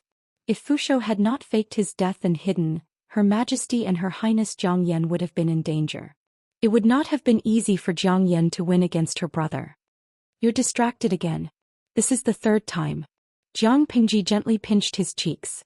Recently she had been feeding him delicious food. Why did his cheeks not grow fat? Wei Xi said, I can't help but think of Fushou. Jiang Pingji said, why do you think of him? She had seen two children in Wei Xi's spiritual world. The child named Wei Tsong was quite likable. He looked like Wei Xi. Wei Xi said, as a father I didn't do my duty to teach him and caused him to go astray. I'm ashamed of Her Majesty's trust. Wei Xiao, I've tolerated it for a long time. Jiang Pingji's face darkened when she heard that. She pinched his cheeks with both hands and pretended to be angry. Don't you think it's too much to mention another woman in front of me? Look at the color of my head. You can even breed horses on my head. Chapter 1588. Are you being jealous of yourself, my lord? Wei Xi asked with some uncertainty, but the corners of his lips could not help but curl up.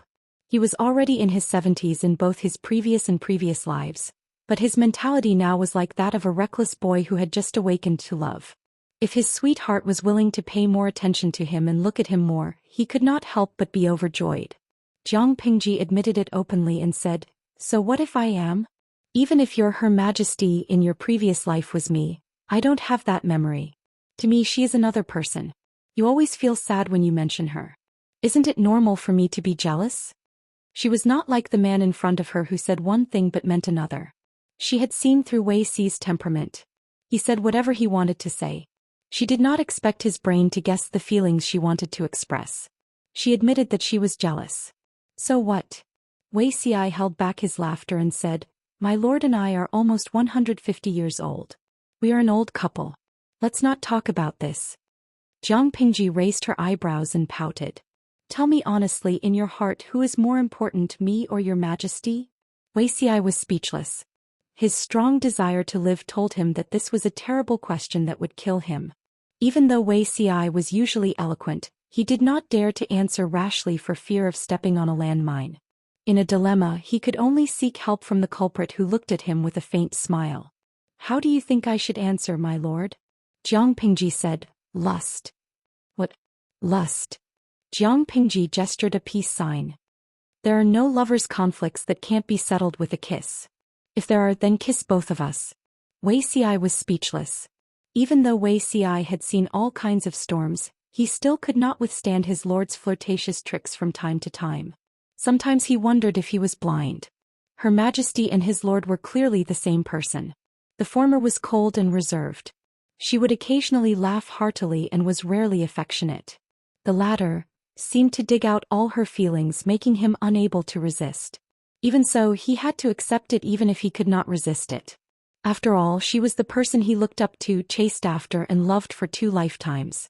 Their relationship grew steadily. Jiang Pingji was not a petty person. She often shared her feelings with others. For example, if Wei Xi sent her supper in the middle of the night, she would turn on a live broadcast to abuse the single men in the middle of the night. Why did he say that he was abusing the single dogs? Which couple with a nightlife would fight for a spot in the live broadcast room at this time? Only single dogs would starve to play games, play on their phones and watch live streams. Adults who were no longer single were all enjoying life. Therefore, during this period of time, the streaming room was filled with the wails and cries of the salted fish. It was as lively as the new year. Only Jiang Pingji was happy. Her happiness was built on the pain of 5 million salted fish, so it was precious to savor it. Fortunately, these painful days did not last for too long.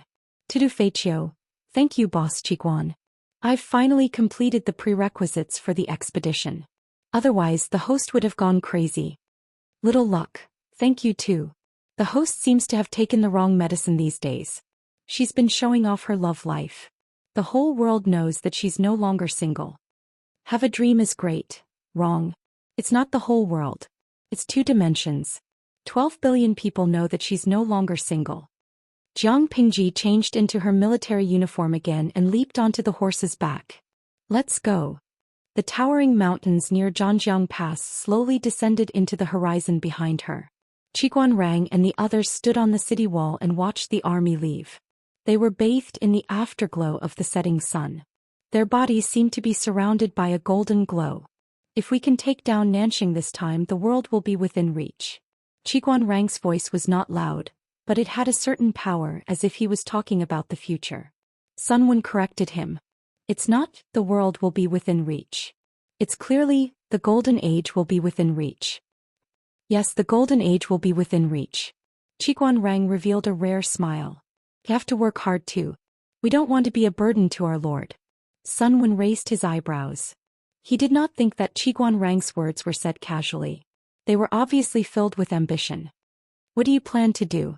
Qiguan Rang replied, of course I want to make Zhongzhou even more chaotic. I want them to be tired of fighting amongst themselves. If possible, I can even coordinate with them from the inside.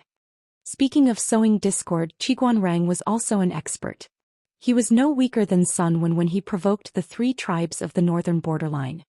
From what you're saying, you plan to secretly support the forces in Zhongzhou. The situation in Zhongzhou was already chaotic enough, but in the eyes of the two, it was still lacking. They still needed to fan the flames. If we personally send troops, it will easily backfire and cause the aristocratic families of Zhongzhou to unite against the external threat. Qiguan Rang understood this point very well. Once there was a common enemy and a greater hatred, former enemies could also temporarily become allies and unite against the external threat.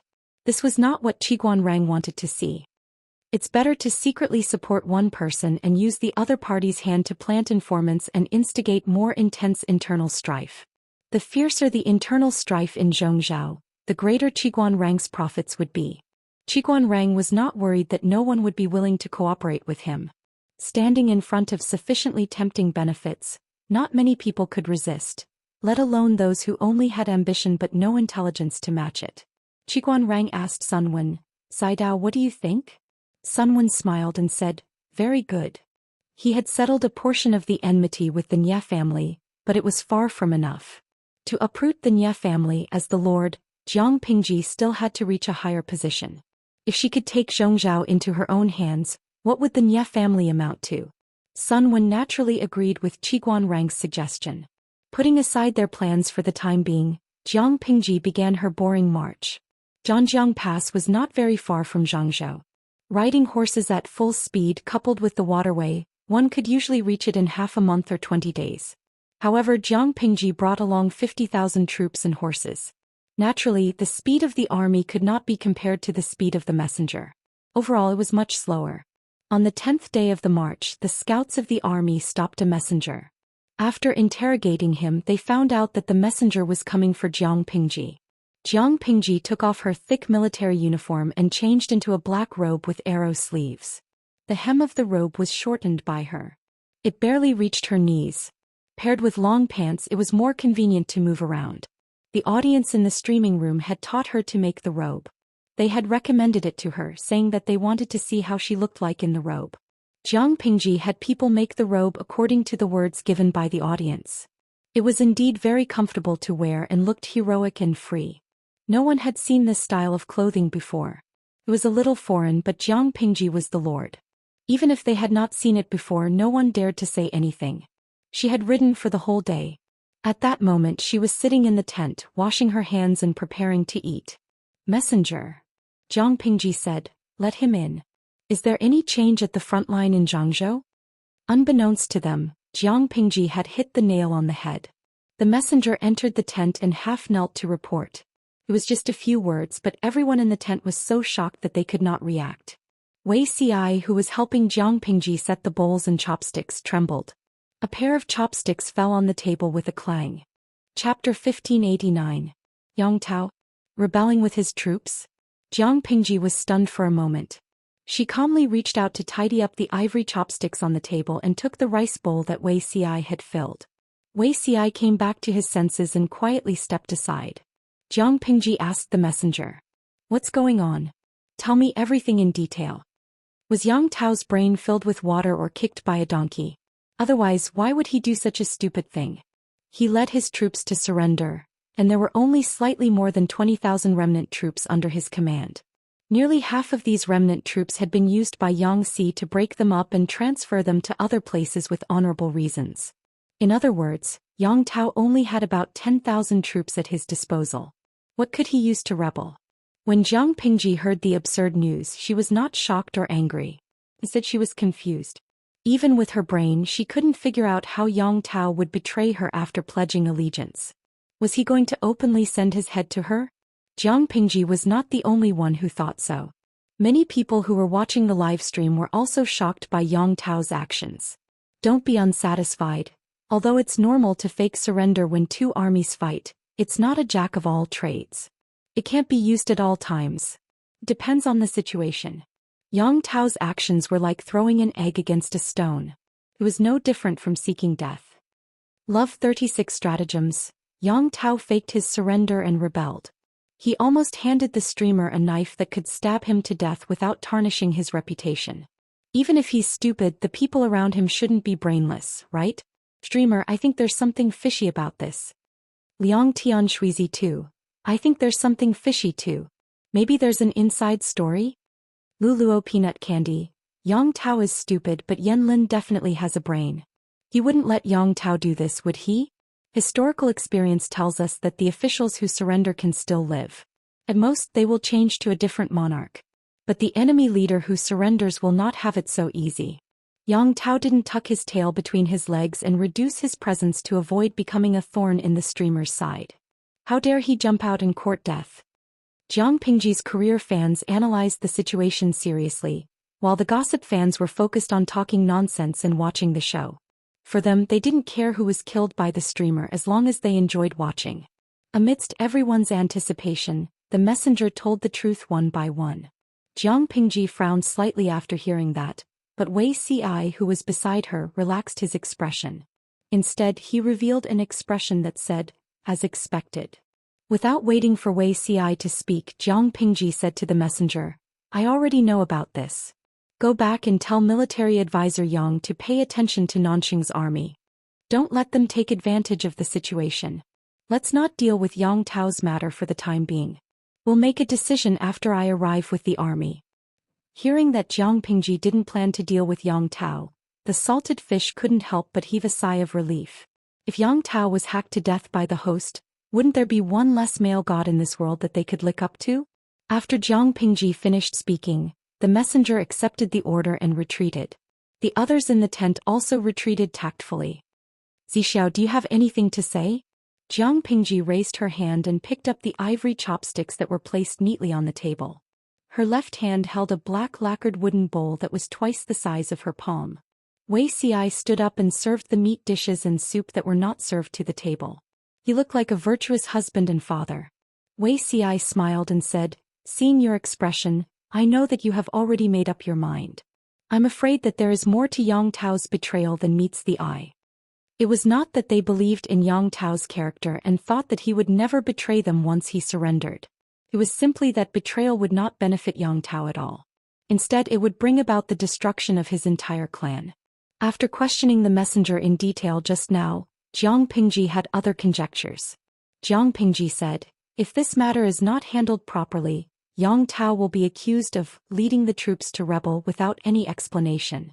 That will be terrible. Moreover, Yang Tao did not rebel at all. Jiang Pingji had a simple lunch. The army continued their journey, but her brows were still tightly knitted. Because the weather had turned cold and the nights were longer than the days, the sky quickly darkened.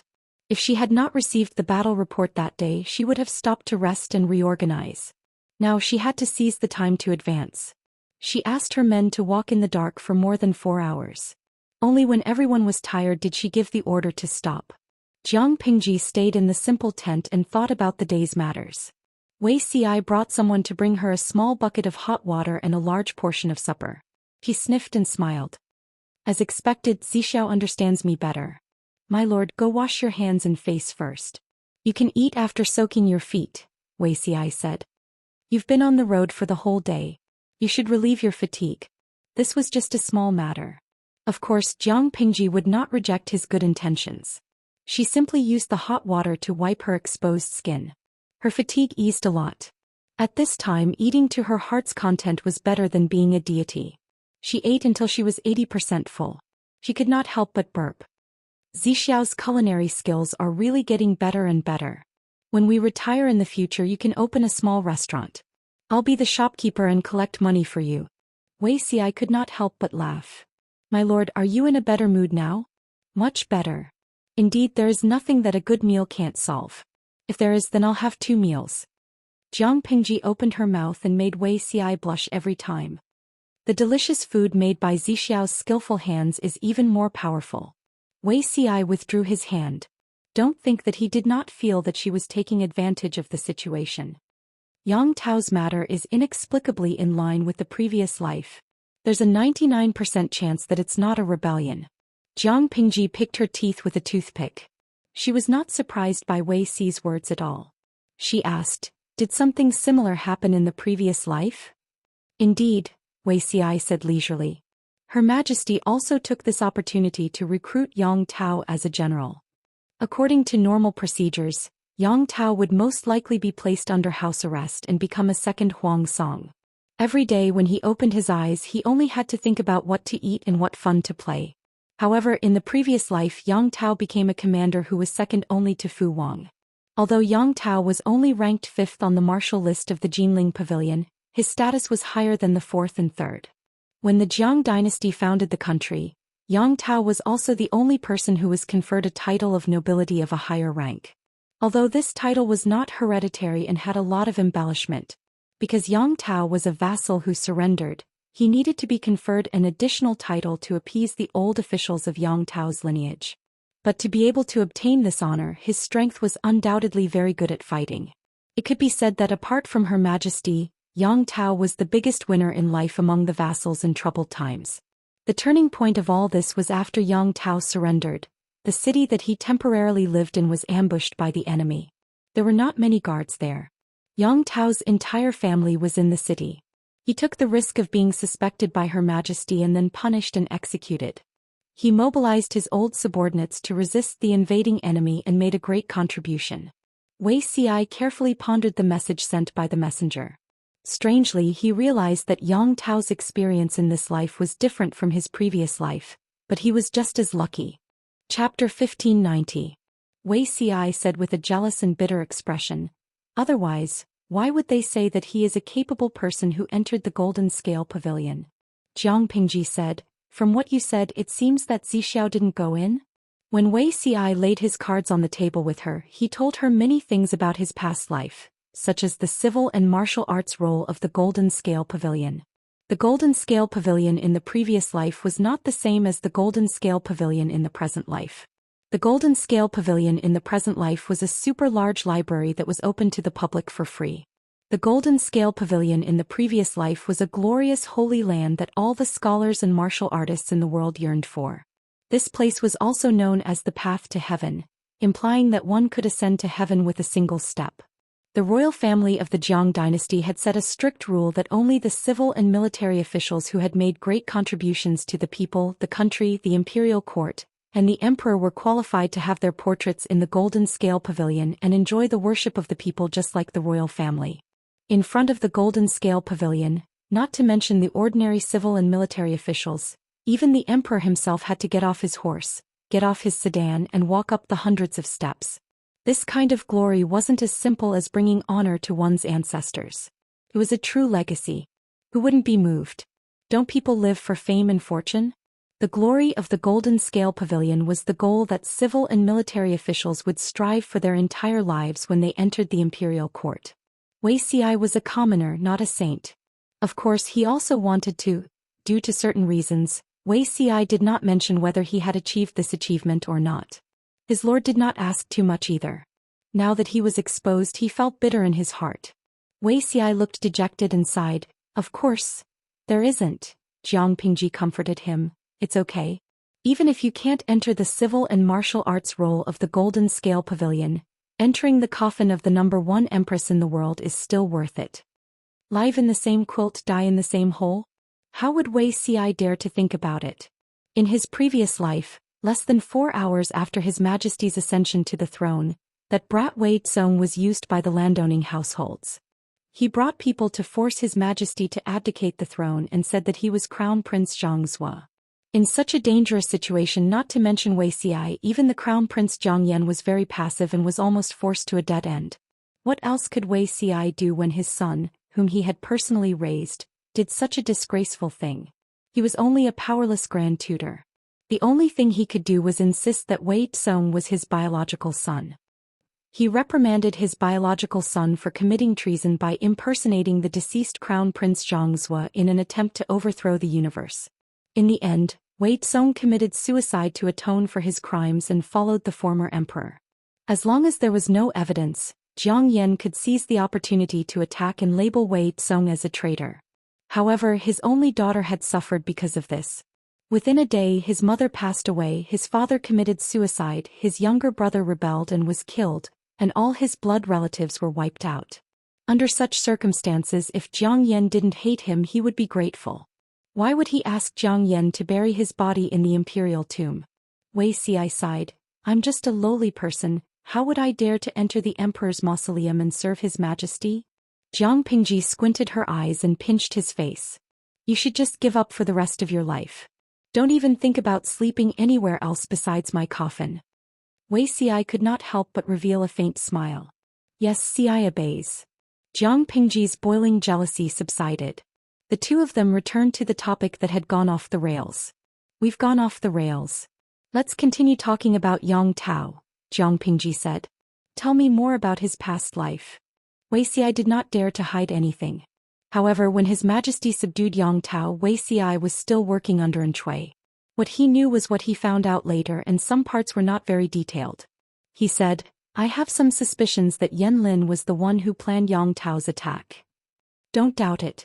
It must be his masterpiece, Jiang Pingji said grumpily. But I don't think Yan Lin planned that far ahead.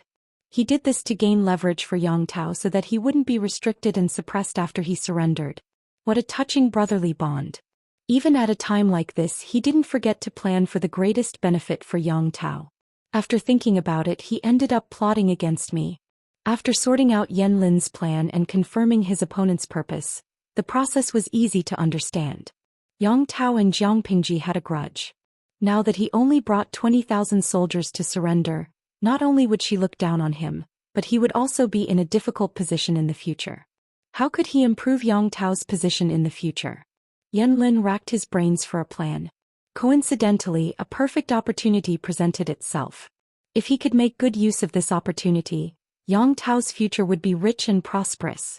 It turned out that the Nanxing rebel army that betrayed Yang Tao had surrendered to Enchui. As Enchui's vanguard, they tried to attack Xianxia, which was under Jiang Pingji's control. Yang Tao and his family were located in a city at the front line. It was not a place that the military would fight for, and the war was meaningless. Yang Xi arranged for Yang Tao and his remaining soldiers to stay there so that they could be monitored and at the same time, wait for Jiang Pingji's army to arrive.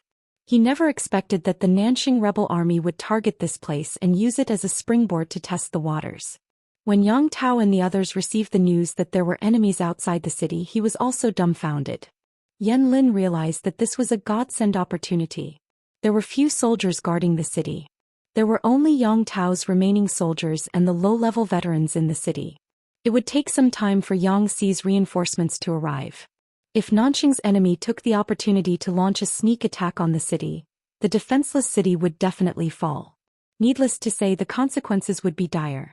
If Yang Tao seized the opportunity to lead his troops to defend or even kill the invading enemy, he would have made a great contribution.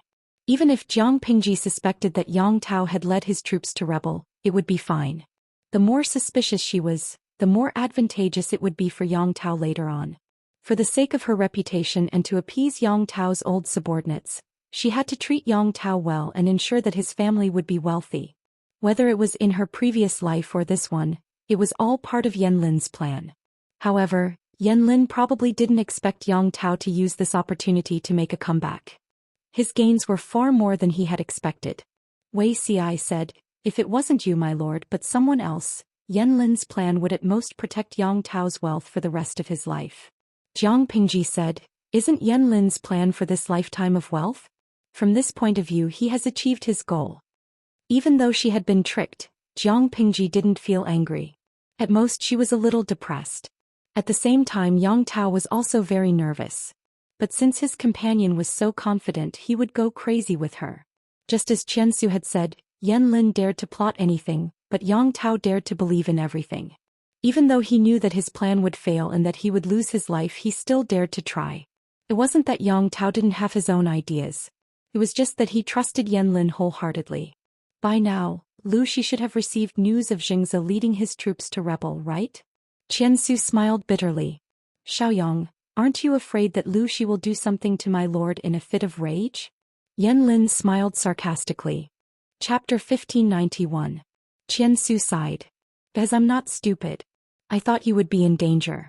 There were coincidences in the world, but most coincidences were driven by someone such as Yan Lin's game of chess. Yang Tao had been extremely lucky in both lives. Even though the beginning and the process were different, the results were the same. Was it really history correcting itself? Not really. Among all the princes who had fallen from grace, Yang Tao was the only one with 90% luck. From a certain point of view, even Jiang Pingji, who was the last to ascend the throne, was not as lucky. After she ascended the throne, she plotted against the officials, the aristocrats, and the poor families for 18 years. Long Yubin, the Empress, almost lost a son and a daughter. On the other hand, Yang Tao was a winner in life. He held a high position, had many children, and finally enjoyed his old age. Of course, luck and coincidences played a part, but there was also a lot of planning and calculation. As Yan Lin's friend, Qianxia didn't dare to say he knew everything, but he knew 90% of what Yan Lin had been planning. Why did Nanxing's enemy choose the small town where Yang Tao was located? Why did Jiang Pingji's troops, who were monitoring Yang Tao's remaining troops, not discover the enemy's tracks? Why did the messenger send Jiang Pingji the news that Yang Tao was rebelling with his troops before all the details were clear? To put it bluntly, this was Yan Lin's plan. 30% of the time and 70% of the people had led to the current situation. All he wanted was to push Yang Tao to the safest position. Nanxing's enemy's original intention was not to attack the small town. Instead, they wanted to bypass the town and attack another place. Yan Lin discovered their tracks but did not tell anyone. Instead, he secretly sent someone to contact them and deceive them with promises, such as helping them open the city and surrender. To increase his credibility, he even revealed the location of several granaries under Jiang Pingji's control. Of course, Yan Lin did not know where Jiang Pingji's granaries were. This information was the most confidential of secrets.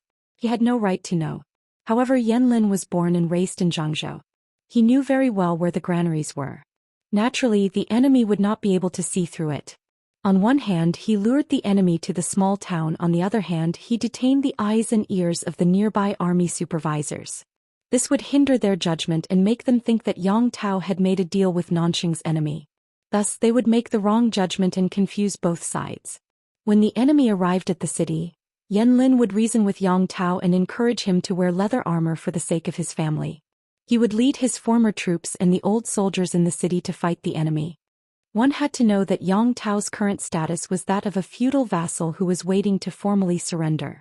In order to avoid danger, he had reduced his contact with his former vassals as much as possible, not to mention regaining his military power and leading troops to do anything.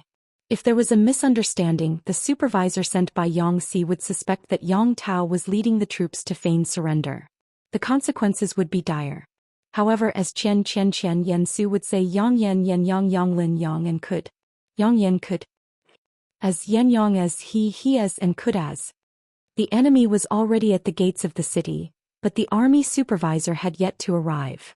If Yang Tao did not think of a way to save himself, was he supposed to just watch the enemy take down this small city that was easy to attack but hard to defend, then capture his family and leave? Of course not. Even though Yang Tao had surrendered, his former troops were still loyal to him. They were willing to listen to his orders. The soldiers in the city had no opinion of their own.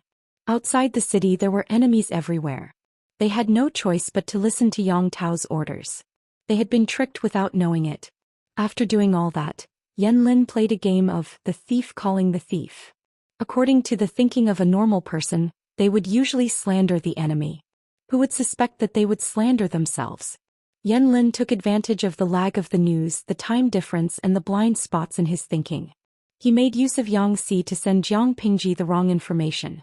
Even if Xianxia came to his senses later and sent the correct information, Yanlin would have achieved his goal. Qiansu was impressed by Yanlin's audacity. If the information was leaked, Yang Tao would be fine, but Yanlin might not. However, Yanlin did not care. It's okay. I know what I'm doing. Qiansu said, it's good that you know how to protect yourself. Otherwise, if the Lord finds out, she will feel guilty. Yanlin smiled. I have known the Lord for more than 20 years. We know each other. Even if he finds out, he will understand. After all, this was not the first time Yanlin had cleaned up Yang Tao's mess since he was a kid. Yang Tao was used to it. Qiansu snorted and said sourly, I know you two are close friends. You don't have to brag about it in front of me. Yanlin said, even if Lu Shi knows what happened, it is unlikely that he will blame me. Maybe this is an opportunity. The bigger Jiang Pingji's business was, the more talented people would try to get close to her. When there were more people, there would be less attention for each person. Naturally, there would be fewer opportunities. Apart from the old people, it would be much more difficult for new people to make a name for themselves. It would also be harder for them to get promoted and be put in an important position. Yanlin was not a stubborn person. Assisting Yang Tao was his first choice. If he did not have this option, he would have chosen something else. If he could make a name for himself in Jiang Pingji's camp, it would be easier for him to take care of Yang Tao in the future. After all, he had to show respect for Yang Tao. If there were blind people who tried to harm Yang Tao, Yanlin's power would more or less make the other party wary. What he was afraid of was that he did not have any cards up his sleeves. If he ran into trouble in the future, no one would be able to help him. Most of the time, staying aloof from the outside world did not mean staying away from it. Yanlin had been living in a chaotic world for a few years. He knew what it felt like to be powerless. He was at the mercy of others and had no control over his own life. Whether it was for himself, for his family, or for Yang Tao, his sister, and his nephew, he had to do what he had to do. I hope you didn't make a mistake this time. Qiansu understood Yanlin's difficulties. She could only smile bitterly and support him. Yanlin smiled. I'm not a god. How can I control everything? I just do my best and leave the rest to fate. While they were talking, Yang Tao had just finished clearing the battlefield. Although the terrain did not give them much of an advantage, the enemies of Nanxing were not elites. In Yang Tao's eyes, they were just a motley crew. It was just that they had more people. The two sides, one attacking and the other defending, fought for several days. The city gate was not broken and the walls were not lost. Instead, they won several battles in a row. Because of the victory, Yang Tao's life was no longer in danger. He was in a much better mood. Xiaoyang, have you gotten in touch with the people outside?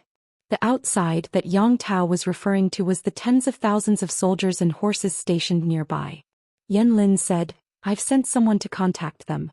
There should be a response. If we can defeat them before that, we won't have to worry about rumors. Yang Tao crossed his arms and said, Okay, I got it. Qianxia was speechless. Chapter 1592. Who was the angriest about Yanlin's scheme? Of course it wasn't Jiang Pingji. It was Xianxia who had been stepped on and used by Yanlin. Why are you so angry? Look at you. The waxes that the servants spent so much effort on are all gone now. Feng Zhen smiled as he fanned himself with his golden fan. Recently, he had been in high spirits because of the happy occasion. Everyone he saw was pleasing to the eye, even Xianxia. He was just used by someone. You've tortured Yanlin enough. Can't you let him retaliate once in a while? You're so petty. Xianxia stopped pacing and glared at him. It's not that simple. Does Yanlin think I'm a 3-year-old? Even though it was an impromptu plan, Yanlin's plan was flawless. Xianxia couldn't ignore the bigger picture even if he had doubts. A few days later, the situation became clear. Xianxia's suspicions were confirmed. He had indeed been set up. Who was the one who set him up? He didn't even have to think to know the person's name. Yanlin had set up this trap. Yang Tao and Yanlin were the ones who benefited in the end, but Xianxia was the one who suffered. Why did he say that? It was because Xianxia had sent messengers to deliver the news that Yang Tao was suspected of mutiny. As the Lord, Jiang Pingji made the wrong judgment and misunderstood Yang Tao. Even though she sent messengers to correct the news 2 days later, the Lord already knew what she needed to know. Normally, she would only think that Xianxia was incompetent. She wouldn't be angry at Yanlin's ingenious plan. Yangxi had no choice but to swallow the loss. Even though it wasn't Yanlin's main purpose, he had indeed been caught in the crossfire. If he had been a petty person, he would have hated Yanlin for the rest of his life. You don't have to be so angry. Let's wait and see how the Lord reacts. Fengzhen was happy to watch the drama unfold. Yangxi had been the one watching Yanlin set him up. Now that the tables had turned, it was finally Fengzhen's turn to watch Yangxi get set up. He was delighted. You followed her for 10 years. You know what kind of person she is. She might have seen through Yanlin's plan. Don't worry. It would have been better if Fengzhen hadn't said anything. Now that he said it, Yangxi felt even more annoyed. He was a member of the Lord's Brain Trust. He had been tricked by Yanlin, but the Lord had seen through his plan. What did this mean?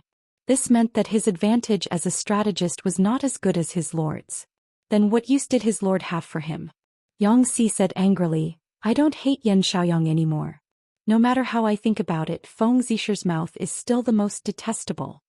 Fengzhen closed his gold-sprinkled fan, spread his arms and shrugged his shoulders. He looked like he was saying, what can you do to me? Yangxi, no, his stomach hurts. When he thought about how he still had to work with Fengzhen and Yanlin for decades to come, he felt like he had nothing left to live for. Yang Xixing was not the only one who felt hopeless. The Nanxing soldiers who led the attack were also so depressed that they wanted to vomit blood. They secretly cursed Yanlin more than once. They had agreed to work together from the inside and outside, but in the end the enemy came. The city gate was filled with archers who were ready for battle, and they were stunned in a single move. They didn't know the inside story, but when they saw the situation they knew it was a trap. Logically speaking, they should have retreated as soon as possible to ensure their safety, but they didn't. This was all thanks to Yanlin's ability to lie through his teeth. He said that Yang Tao's tens of thousands of old subordinates had long been transferred away by the petty Yangxi. Now there were only tens of thousands of old, weak, sick and disabled people in the city. The terrain was easy to attack but difficult to defend. The Nanxing soldiers were coaxed by Yanlin and they tried to attack. The soldiers on the city wall were indeed veterans, but they worked well together. On the first day they barely managed to defend the city. On the second day they managed to defend the city by a narrow margin. The Nanxing soldiers were furious when they saw this. Just as they were about to retreat, Yanlin sent another message. He said that he had received a secret report that a batch of provisions would arrive at midnight, and that the city was only a transit station. The Nanxing soldiers didn't believe him, but that night, they received news that many covered ships carrying provisions were entering the city by water. Qiansu didn't know that Yanlin was so good at lying. The Nanxing soldiers knew that it was a trap, but they still jumped into it. At first it was Yanlin who coaxed them, but later he was really angry. He was determined to take down the city. A few days before Jiang Pingji arrived with her troops, the self-directed drama finally came to an end. The people who suffered the most were not Yangxi or Yanlin, but the Nanxing soldiers who were kept in the dark. No matter how many people they brought over, they were all killed. Yangxi sent people to search for evidence, but he didn't expect Yanlin to be so cautious that he didn't leave any evidence. Even if there were letters, they were destroyed. Yangxi didn't have any witnesses or material evidence, so he couldn't accuse Yanlin of plotting this farce. You're so calculative, Yangxi gritted his teeth and muttered. He was furious. If it wasn't for the fact that he couldn't beat Yanlin, he would have taught him a lesson. Was Yangxi someone who could be tricked by anyone? Yanlin stared at him with his pure and righteous eyes and asked, Messenger Yang, can you explain why the soldiers who were watching us didn't come to help when the Nanxing soldiers were at the city gate? Did they not receive the news, or did someone instruct them to delay the time? Yangxi sucked in a breath of cold air and ground his molars rhythmically. Yanlin was a black-hearted man. He was the one who suppressed the news, detained the spies and misled the army supervisor. How could he have the cheek to accuse Yangxi of holding a grudge and delaying the reinforcements? Not to mention Yangxi, even if Wei Xi were to be accused of this, Wei Xi would not be able to bear it. Yanlin hadn't fully pledged himself to the Lord yet, and he was already making enemies? Yangxi sneered and said, You and I both know the inside story. Don't pretend to be innocent and pitiful. Yanlin blinked innocently as if he didn't understand Yangxi's hint. When the two of them met, the atmosphere was like firecrackers. Yang Tao was confused. When Yangxi walked over, Yang Tao asked his friend, Xiaoyang, didn't you have a good chat with Yang Jingrong? Why are you? When Yang Tao decided to surrender, Yang Si was the messenger to deal with the situation. He also brought Yan Lin along. He had always thought that Yan Lin and Yang Si were scholars who appreciated each other. He didn't expect that they would become enemies this time. Yan Lin smiled and said, "It's just a small conflict. We can solve it by apologizing in person. Xianxia, don't worry." "How can I not worry? I heard that Yang Si is very—" Yang Tao swallowed the word back down his throat. Everyone knew that Yang Si held a grudge. Putting everything else aside, when Yang Si kicked the First Lord Prince Xianxia, he almost caused him to bleed. He was a ruthless person. Yan Lin said, "It doesn't matter. He can't touch me unless he has something that will kill me. So what if he holds a grudge?" Chapter 1593. Fortunately, Yang Si was not a roundworm in Yan Lin's stomach. Otherwise, if he knew what Yan Lin was thinking, he would probably explode in anger. What did Yan Xiaoyang mean? What did he mean by, "I'm good at pacifying but I don't believe I can't handle Yang Si"? Did he think he was a human or a dog? How could he use the word, pacify? Because they didn't know the two of them could get along peacefully and didn't get into a lawsuit. Fengzhen was addicted to watching the drama. He wanted to join in no matter what. He was happy to see Yang Si being humiliated. Yan Xiaoyang is on the Lord's list. If you want to take revenge on him, remember to take it easy. Fengzhen was worried that Yang Si would get into some kind of scandal when he grew up. If he didn't get rid of Yan Lin, he might get himself into trouble. Yang Si glared at him and said sarcastically, "Since when did Feng Longzi change? I can't believe you would say something like that. Advise him to take it easy? How could Fengzhen say that? How shameless could he be? How shameless." Even without Fengzhen's warning, Yang Si knew his limits. His lord could not stand betrayal and infighting. She could turn a blind eye to the small conflicts between the people in the tent and turn a blind eye to it. Occasionally she would even be in the mood to watch the show or interfere. However, if things got out of hand, she would not allow it. The conflict between Yang Si and Yan Lin hadn't escalated to that extent. At most, they would make a few sarcastic remarks. Speaking of conflicts, Yang Si and Han Yu's were more serious than Yan Lin's, but they were still living in harmony.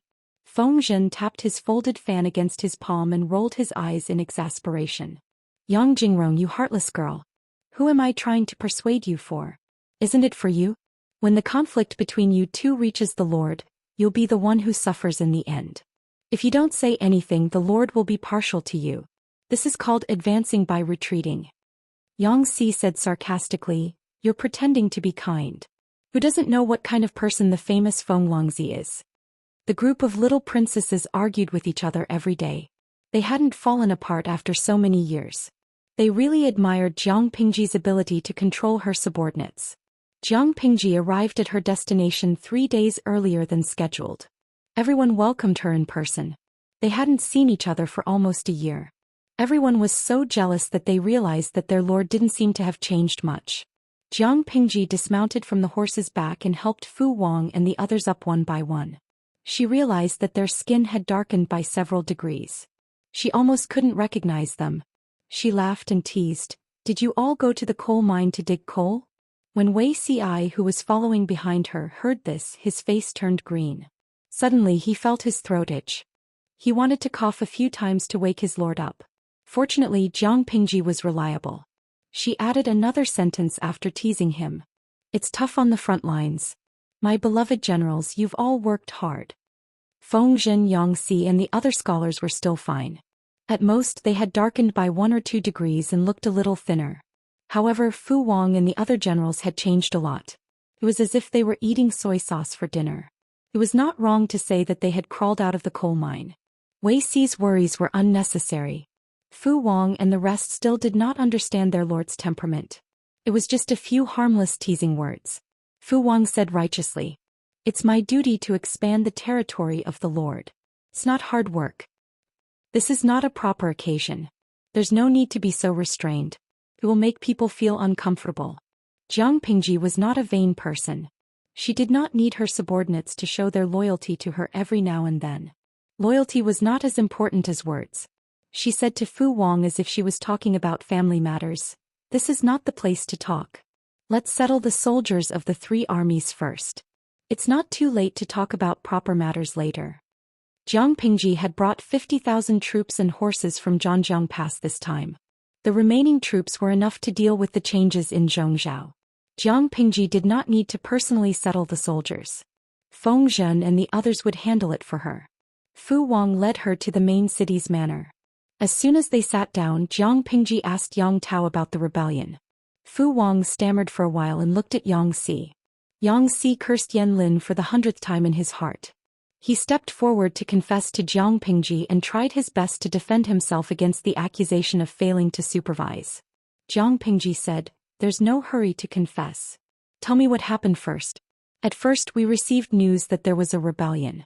Then we said it was a misunderstanding. She was well aware of the situation, but she still had to ask. She did not want to break the rules and create a bad atmosphere.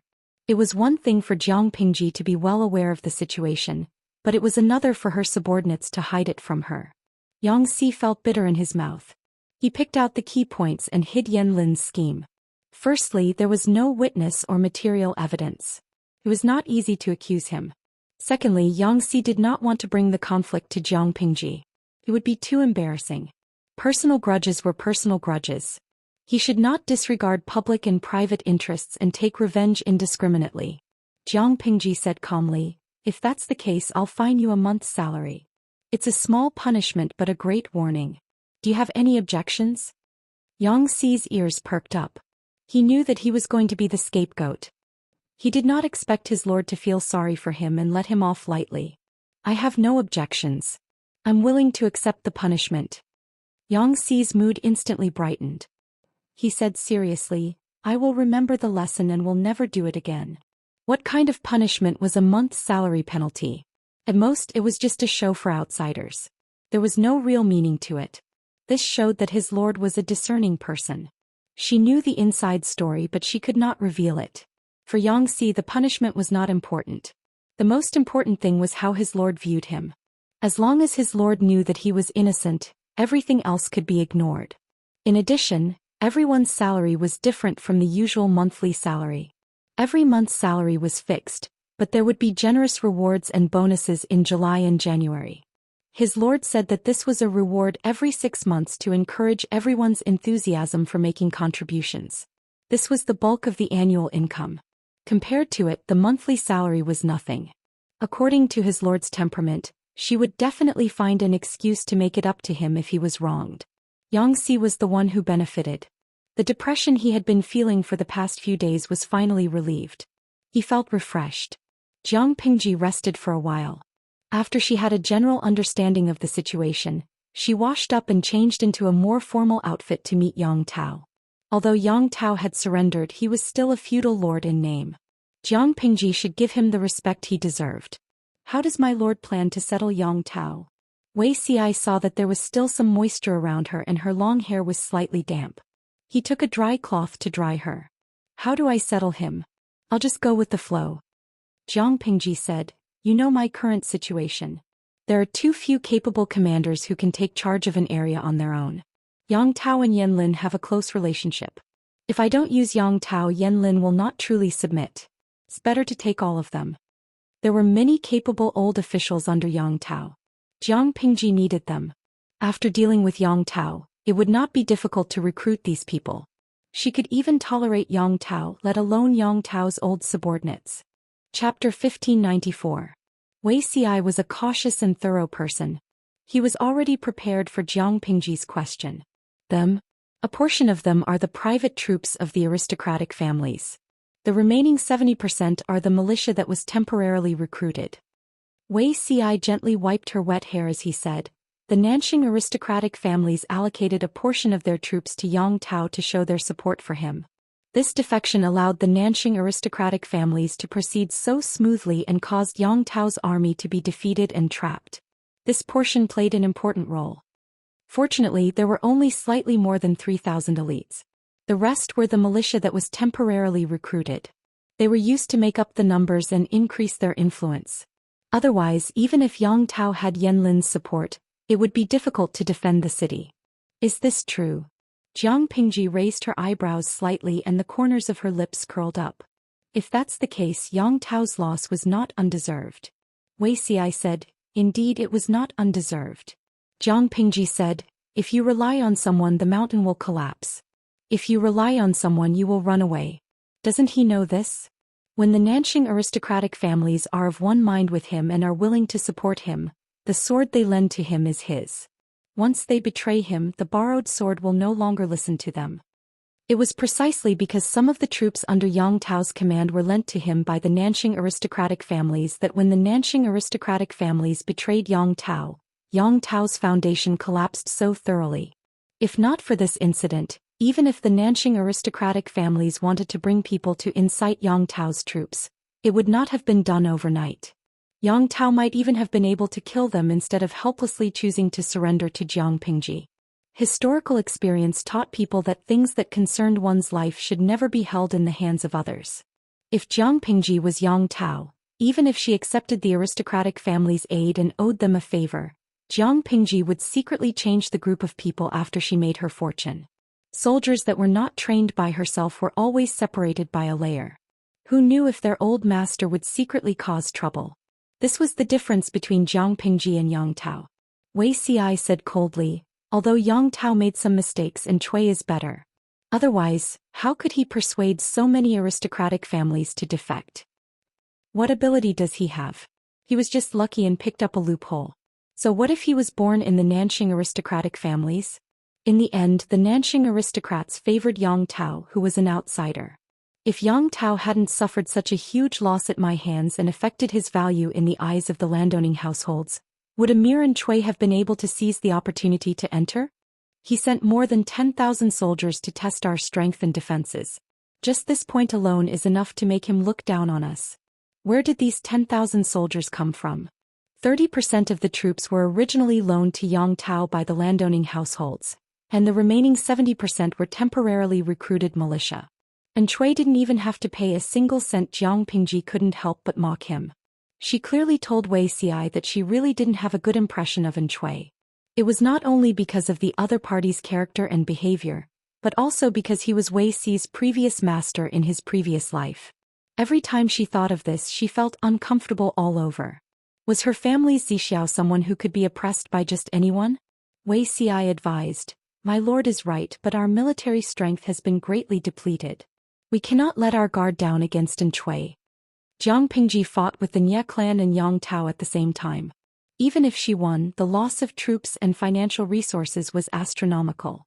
She had run over to fight Cui before she had even recuperated. Even if Cui's vitality was also greatly depleted, she couldn't deal with him half-heartedly. She might fail miserably in an easy task. Jiang Pingji said with certainty, "I know this principle. It's better to be safe than sorry." After she finished speaking, she sighed comfortably. She tilted her head and leaned on Wei Ci's shoulder. She closed her eyes and rested. The tip of her nose lingered with the fragrance that belonged solely to Wei Ci. She didn't know what he used to wash his clothes, but Wei Ci's clothes carried a faint sandalwood fragrance all year round. When she sniffed it carefully, it seemed to have an indescribable coolness that had the effect of calming one's heart. Jiang Pingji liked it very much. When she sniffed it more, her mood would calm down. Wei Ci gently dried his long hair. It was probably too comfortable. His eyelids became heavier and he started to feel sleepy. When Jiang Pingji had enough rest, her long hair, which had been slightly wet, was almost dry. Jiang Pingji took the opportunity to take advantage of him. She uttered free words of love one after another. Wei Ci was also used to her actions. Even if she wrapped herself around him like an octopus, he could still free up his hands to tie up her long hair. "My lord is really becoming more and more childish," Jiang Pingji said. "Zixiao is becoming more and more like a loving father. In the future he will definitely be good at raising children." Wei Ci was speechless. How could he respond to that? Because she was busy, Jiang Pingji didn't meet Yang Tao that day. Instead she chose the next day. That night, too many people tossed and turned restlessly because of various reasons. Yang Tao was needless to say. As the person who slept by his side, Zhou Xian naturally knew her husband's situation, but she could only comfort him silently. "I don't know what will happen tomorrow." Yang Tao's voice carried a rare sense of confusion. He sounded like a child standing at the crossroads looking around. He sounded a little fragile. Zhou Xian turned sideways and looked at him. "No matter what the outcome is, I will accompany you. Wherever you go I will go. Yang Tao scowled at her. Nonsense. What if your husband goes to see the king of hell? Zhou Xian said, then I will look for you after I raise the child into an adult. Yang Tao was stunned. He hugged her even more tightly. The couple didn't speak for the whole night. Yanlin was also restless. Yang Ruijia coaxed the child to sleep and found her husband drawing something on the brocade. This is, Yanlin said, the great universal geographical map of some of Nanxing's prefectures. Our army retreated in a hurry, so we didn't bring many things with us. Smart people usually had good memories. Yanlin was one of them. Even though he didn't have a photographic memory like Yangxi or Shizhong, he was still better than ordinary people. Many confidential documents were read carefully and memorized deeply before being destroyed. Things that were kept in one's mind were the least likely to be stolen and spied on. Yang Tao's surrender was a foregone conclusion. To prevent Jiang Pingji from underestimating him, Yanlin set up a trap first and then presented her the great universal geographical map to help her conquer Nanxing. Yang Tao's situation would be much better then. Yang Ruijia sighed. My husband has a lot of plans for my brother, Yanlin said. In this world I only have you and your family. If I can't even protect you, the world will be so lonely and boring. That night, besides the few of them, and Cui and the others were also distraught. They had heard about Jiang Pingji's arrival in Xianxia with her troops. And Cui looked calm on the surface, but he was extremely agitated. And Cui had known Jiang Pingji since before she made a name for herself. He had seen her rise from a lowly county magistrate to a lord of a country. Now that she was pointing a butcher's knife at his weakness, it was impossible for Cui not to feel pressured, but he couldn't show any fear. When he was distraught, Cui went to his confidant for a solution to gain a sense of security. Hua Yuan talked with him for the whole night. They carefully analyzed the advantages and disadvantages of both sides. The candle flame burned throughout the night. Before dawn, someone outside the tent reported that the military counselor Lu Zheng was looking for Cui. Cui left Hua Yuan's tent and the latter stood up to send him off. Chapter 1595. Lu Zheng found an excuse to send Cui away. He no longer hid his disgust for Hua Yuan, and his entire body was filled with wariness. Ever since LV Zheng found out that Hua Yuan had lost his mind, he had secretly read up on many related medical skills and unofficial history stories. Combining his own judgment and his observation of Hua Yuan, LV Zheng felt that Hua Yuan was not only mentally ill, but also very dangerous. He should not be casually approached. Lu Zheng had once gone to Hua Yuan with a sword in hand, but Hua Yuan kept saying that he was Lu Shi, the Duke of Lanting. At first Lu Zheng thought it was ridiculous, but after a period of close observation he shuddered. When an ordinary person fell ill, they would at most go crazy and ramble nonsense, saying who they were as if they were possessed by a spirit. However, Hua Yuan's insanity was more serious than what Lu Zheng knew. He did not ramble or go crazy. Instead, his speech was sharp and his thoughts were clear. Lu Zheng boldly probed and discovered that every time Hua Yuan fell ill, he would assume a different identity. For example, Hua Yuan's brother, Hua Yuan's wife, his wife's lover, Gulin Lu Shi. He had never even heard of some of them. They all appeared at different times. At first, Lu Zheng thought that he was possessed by a spirit, but when Hua Yuan said that he was Lu Shi, Lu Zheng knew that the other had gone completely crazy. He seemed clear-headed and rational, but he was actually so crazy that he had lost his sense of self. He had truly imagined himself to be someone else. Because of this, Lu Zheng could not understand his lord's decision. Why would he use a madman who had lost his mind and let this madman teach the young master? Even though the young master was Cui's adopted child from a side branch and not his own, Cui had injured his body during his early years in exile. It was impossible for him to have children of his own. If there were no accidents, this young master who had been adopted would be the future heir. Cui should treat him seriously. Lu Zheng's thoughts were complicated and tangled. He could not figure out the crux of the matter. Before he could solve these puzzles, he discovered something even more horrifying. It was as terrifying as seeing a ghost in broad daylight. One day he received a letter asking for help from Hua Yuan. There was no mistaking it. It was indeed a letter from Hua Yuan asking for help. The letter was stained with the fragrance of rouge, and the handwriting was extremely gentle.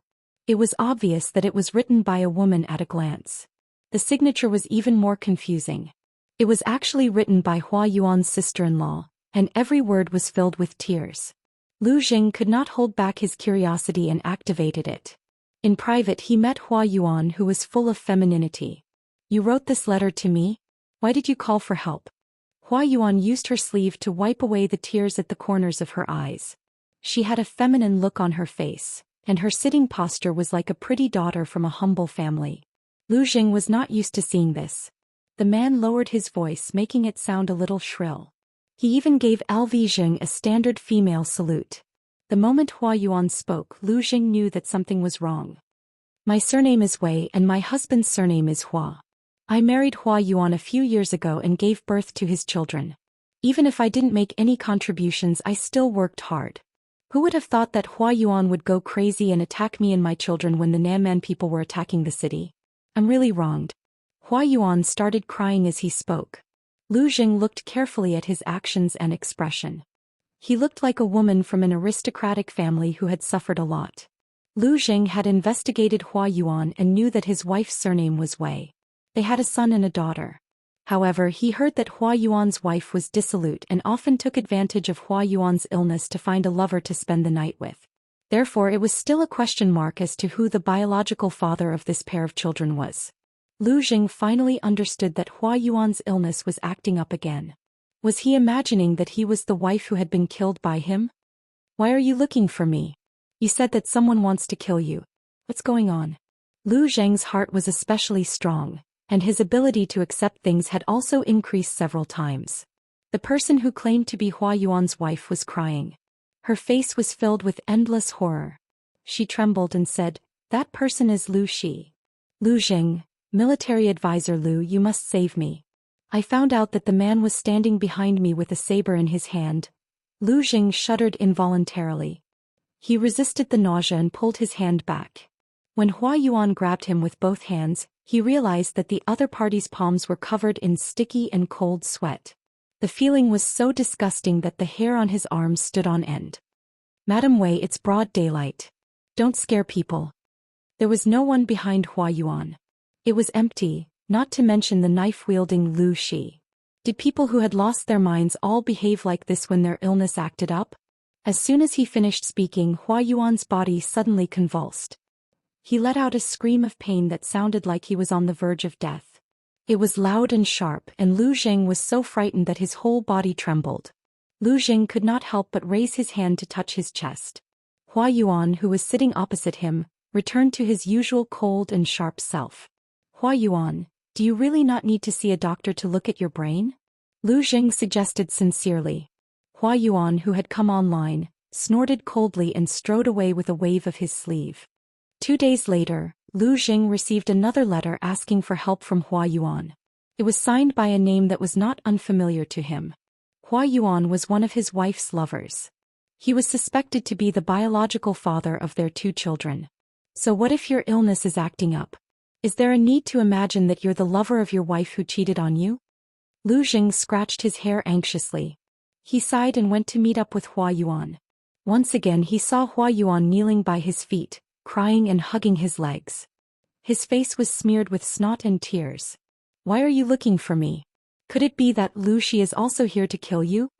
Lu Jing was speechless. He felt that if he interacted with Hua Yuan too much, he would become a lunatic sooner or later. The personality who claimed to be Hua Yuan's wife's lover said in horror and fear, "Yes, how did you know? Please save me. I don't want to die. As long as you save me, I'll immediately ask my servant to give you 1,000 taels of silver." "No, 10,000 taels will do." Lu Jing looked coldly at Hua Yuan, who was crying and throwing a tantrum. His heart was unperturbed and he even felt like laughing. The other party cried again, That Lu Shi, that lunatic, has already killed a few people." Lu Jing was shocked. He asked tentatively, "Who did he kill?" The other party trembled as he named 4 to 5 people. The one who was recently killed was Hua Yuan's wife. "How did Lu Shi kill you?" Lu Jing asked curiously. The other party said, "I saw it with my own eyes. That lunatic killed people and ate them alive." "Ate?" As soon as he finished speaking, the other party let out a shrill scream. He looked like a dying man with his goldfish eyes wide open. Lu Zheng's hair stood on end as he listened to Hua Yuan. After a while he saw Hua Yuan, who was lying on the ground, slowly get up and return to his familiar cold self. Wait. Lu Jing stopped him this time. I know you're crazy, but what's with Lu Shi killing people? Chapter 1596. Lu Jing asked him, May I ask, who are you now? Hua Yuan said, This body belongs to my younger brother. Who do you think I am? Lu Jing understood. Hua Yuan was imagining that he was his younger brother who had died young again. You won't be the one asking for help next time, will you? How much money did he owe Hua Yuan in his previous life? No. Hua Yuan's brother said sarcastically, Only those spineless good-for-nothings will ask you for help. Lu Jing asked again, What do you think will happen to the people killed by Lu Shi? If they're killed, of course they're dead. The other party retorted, What else do you think? Hua Yuan's condition was very serious. In fact, there were more split personalities than the ones Wei Xi knew of. There were many other weaker personalities that had no chance of appearing. These personalities were weak, timid, and had weak abilities. They were no match for the Lu Shi personality. The earlier the split personality appeared, the stronger it was and the longer it would appear. For example, Hua Yuan's brother and Gulin. The personality Lu Shi did not attack these people. Instead, he chose to devour the weaker personalities to strengthen himself and find an opportunity to take over. After all, in this personality's mind, he was the real Lu Shi. However, he was framed and then taken over. In order to take back everything he had, the personality Lu Shi had to have a real body. Getting rid of the other personalities was the first task. Lu Jing did not understand this, but he vaguely guessed something. He suddenly felt a headache coming on. The so-called Lu Shi, brother, lover, wife, were all fake people that Hua Yuan had imagined when he was sick. In essence, they were all Hua Yuan himself. What a powerful man. Not only did he cheat on himself, he even wanted to kill himself. Impressive. After a while, Lu Jing received another letter from Hua Yuan, but this time it was not a letter asking for help. Who are you? Lu Jing looked at Hua Yuan's face. The other party's eyes were sinister and his thin lips were tightly pursed. This was definitely not Hua Yuan himself. It was more like the guy who had almost strangled Lu Jing to death. Lu Jing hesitated for a while and asked tentatively, You are? Gulin? Gulin was someone who insisted on slaughtering hundreds of thousands of innocent people in Nanman, and even sent people to abort the pregnant women of Nanxing who were captured alive. Lu Jing hated Hua Yuan even more than Hua Yuan himself. However, when he thought about how Hua Yuan was a lunatic, he felt very conflicted. How innocent were those women and children? They were originally women of Nanxing, but because of the incompetence of the men in this country, foreign invasions had caused them to become sacrifices of war. His entire body was only left with the function of catharsis, lust and fertility. He was abused by the southern barbarians. After she got pregnant, she was abandoned by the original Nanxing people.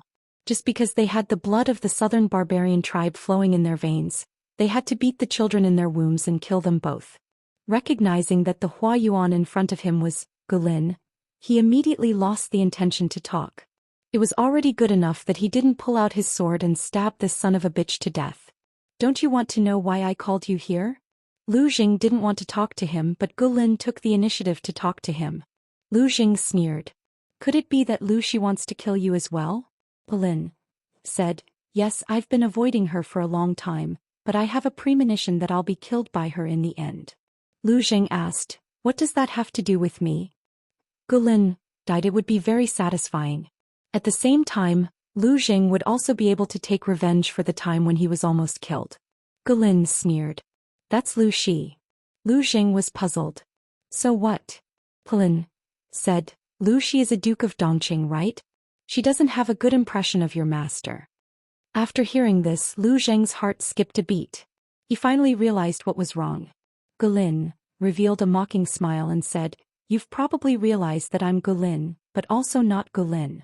Every split personality would initially be certain of their own identity. When they began to doubt themselves, they wouldn't be far from breaking down. Although Hua Yuan was a lunatic, he had the instinct to protect himself. As more and more split personalities appeared, he would subconsciously try to save himself. For example, he would split into a stronger personality, which could swallow up all the other personalities. When Hua Yuan went to Dongqing and saw Jiang Pingji, The personality in his body trembled in fear under her spiritual aura. Therefore Hua Yuan's self-preservation could split into Lu Shi. Unexpectedly, this Lu Shi's self-consciousness was stronger and more terrifying than the other personalities. She wanted to take over the main personality. When she swallowed up all the split personalities, she might be able to replace the main personality. When that time came, who would be the most dangerous person? Of course it would be Chui. Lu Zheng said, "Of course I realized it. What's the point of saying this?" Palin said, "Of course it's to ask you for a favor. Pull out your sword and kill me." Lu Zheng was puzzled. His hand that was holding the sword was a little hesitant. Why? Of course it's because I want to end my life with dignity while I'm still conscious. Hua Yuan is a pitiful, sad and hateful person. It's better to die early than to live. At least it's a relief. Gulin sneered. If you don't do it now, you'll regret it sooner or later. With that, Gulin turned around and left. In the next few days, Lu Jing didn't see him again. Not only Gulin, but also Hua Yuan's brother, who often appeared, was nowhere to be seen. Instead, he was replaced by the deity Hua Yuan, who was in low spirits and often looked tired. The people that Hua Yuan imagined all had distinct personalities. It wasn't difficult to distinguish them. Compared to the vengeful, cruel and cunning brother, the deity Hua Yuan was gentle and amiable. It was just that he was introverted and a little weak. Lu Jing asked curiously about Hua Yuan's recent life. The other party's answer shocked Lu Jing. Hua Yuan said, "Nothing much happened recently. It's just that I'm often awakened by nightmares." Nightmares? What kind of nightmares are they? Hua Yuan smiled weakly and bashfully. It was as if he was embarrassed to be awakened by a nightmare. In the dream, there seemed to be a woman chasing after me with a knife. I was repeatedly forced into a desperate situation. Alas, it's really terrifying. The bad feeling in Lu Zheng's heart grew stronger until he saw traces of Lu Shi in Hua Yuan. When Lu Shi was young, he had studied in Langyi for 3 years. Naturally, Lu Zheng had seen him. The two of them had interacted a lot. When Hua Yuan revealed a wanton smile that was exactly the same as that person's, Lu Zheng knew that the situation was not good. However, this Lu Shi was very skillful. He was the #1 person in Chui's camp and was trusted by Chui. Under the suppression of the other party, Lu Zheng, an old official, was instead being marginalized. He could barely say anything in front of Chui. Lu Zheng almost vomited blood. What did this imposter Lu Shi want to do? When he heard that Lu Shi and Chui talked through the night about the strategic layout of Dongqing, Lu Zheng was in a bad mood. Chapter 1597. Who exactly are you now? Lu Zheng looked at Hua Yuan warily. His expression was solemn, as if he would draw his sword and fight to the death if anything went wrong. Hua Yuan's lips curled into a sarcastic smile. To him, Lu Zheng's wariness was more like the feeble struggle of a stranded fry. Lu Shaoyin, who do you think I am? Hua Yuan's tone had changed. It was not as gentle as Nanxing Yayin's. It sounded more like someone from Hejin County in Dongqing. Do you really think you're Lu Shi? You're just a figment of Hua Yuan's imagination after he lost his mind. Lu Zheng gritted his teeth and said the words that could provoke Hua Yuan the most. If he allowed this lunatic Hua Yuan to continue jumping around, who knew what trouble he would cause? It was better to let him have his lunchbox as soon as possible. If you're really Lu Shi, why don't you recall your experiences since you were young? After all, it was just a figment of his imagination and not the real person. Many memories were blurry and missing. Hua Yuan could collect Jiang Pingji's life experiences and simulate her personality, behavior, and habits. However, it was impossible for Hua Yuan to know everything about Jiang Pingji's childhood, adolescence, and youth. That was a flaw. As expected, Hua Yuan's expression changed after Lu Jing said that. Lu Jing continued to provoke Hua Yuan with his words while guarding against Hua Yuan's sudden attack. You say you're Lu Shi. Do you remember when I was studying in Langyi County and we had a drink at Wangshan Pavilion? What did we talk about in that pavilion? Lu Jing said word by word. You can't answer me because you're not Lu Shi. You're Hua Yuan from Nanxing Ningzhou. You have parents and an elder brother. Your twin brother died before he could even reach the age of teeth. Your parents contracted an epidemic and passed away before you could reach the age of enlightenment. Your family business was taken away by your uncle and aunt. On the surface they treated you well, but they secretly used dirty tricks to cripple you. You became a coward and married a slut that they had carefully chosen as your wife. This woman had an affair with someone else and gave birth to a son and a daughter. Because you were too cowardly, you didn't dare to resist. Hua Yuan, this is the real you. The current you is just an illusion. Hua Yuan's original body was a person who was gentle to the point of being weak. He didn't know how to fight back, but he was unwilling to accept the current situation. He didn't want to be bullied and humiliated. Therefore, he split from Hua Yuan's original body, which was vengeful, cunning, and cruel. Gu Lin was somewhat related to Hua Yuan. His life was miserable, but his martial arts were excellent. Hua Yuan sympathized with his experience and envied his ability. Perhaps it was because of this that Gu Lin was split. The remaining personality was more like a bug born from an unstable emotional state. Their existence placed a heavy burden on Hua Yuan. In order to protect himself, Hua Yuan instinctively split off Lu Shi to restrain them. The reason was simple. When Hua Yuan faced Jiang Pingji, his personality was trembling in fear. Who would have thought that this personality would be so dangerous? Not only could it devour the weaker personalities, but it could also threaten the main personality and take over its place. Lu Jing didn't know the details, but according to his speculations, what he knew was not far from the truth. You're not Lu Shi at all. You're a lunatic who's lost his mind but doesn't know who you are. As soon as Lu Jing finished speaking, Hua Yuan suddenly jumped up and snatched the sword from his hand. He clutched Lu Zheng's neck with a ferocious look on his face. Do you think I'll believe you just based on your words alone? If you spout nonsense again, I'll kill you.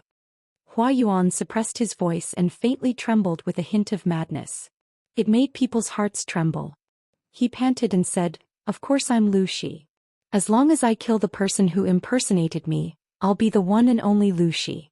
Lu Xiaoyin, if you get in my way again, don't blame me for disregarding our friendship as schoolmates." As soon as he finished speaking, Hua Yuan grabbed Lu Zheng's collar and threw him to the side.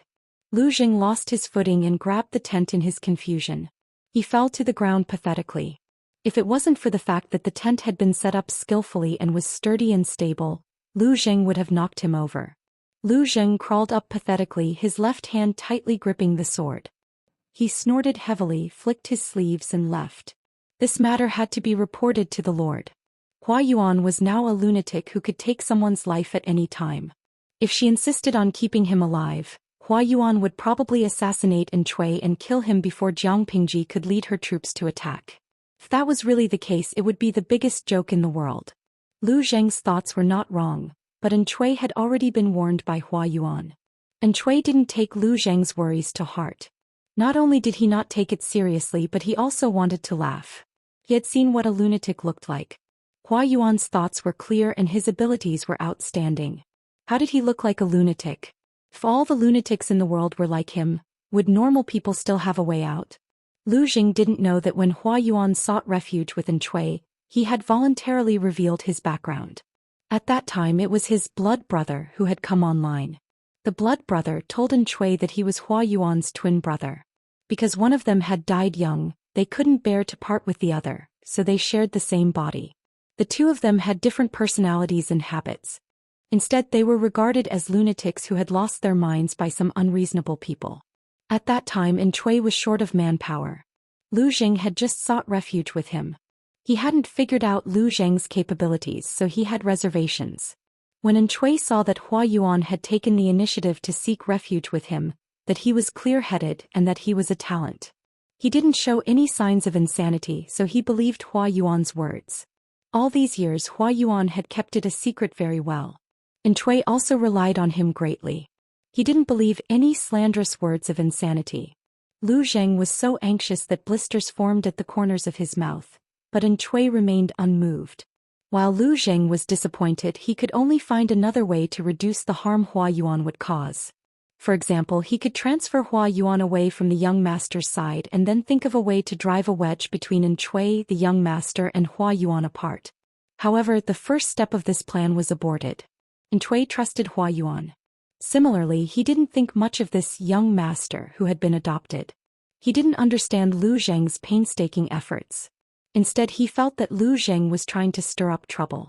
When he thought about what Hua Yuan had done to him, he didn't like Lu Zheng. Lu Zheng wasn't stupid. When his persuasion didn't work, he knew that Chui wouldn't change his mind. How infuriating. Lu Jing returned to his tent. He was so angry that he wanted to smash something to vent his anger. In the end he held it in. Sir, why doesn't the Lord believe your words?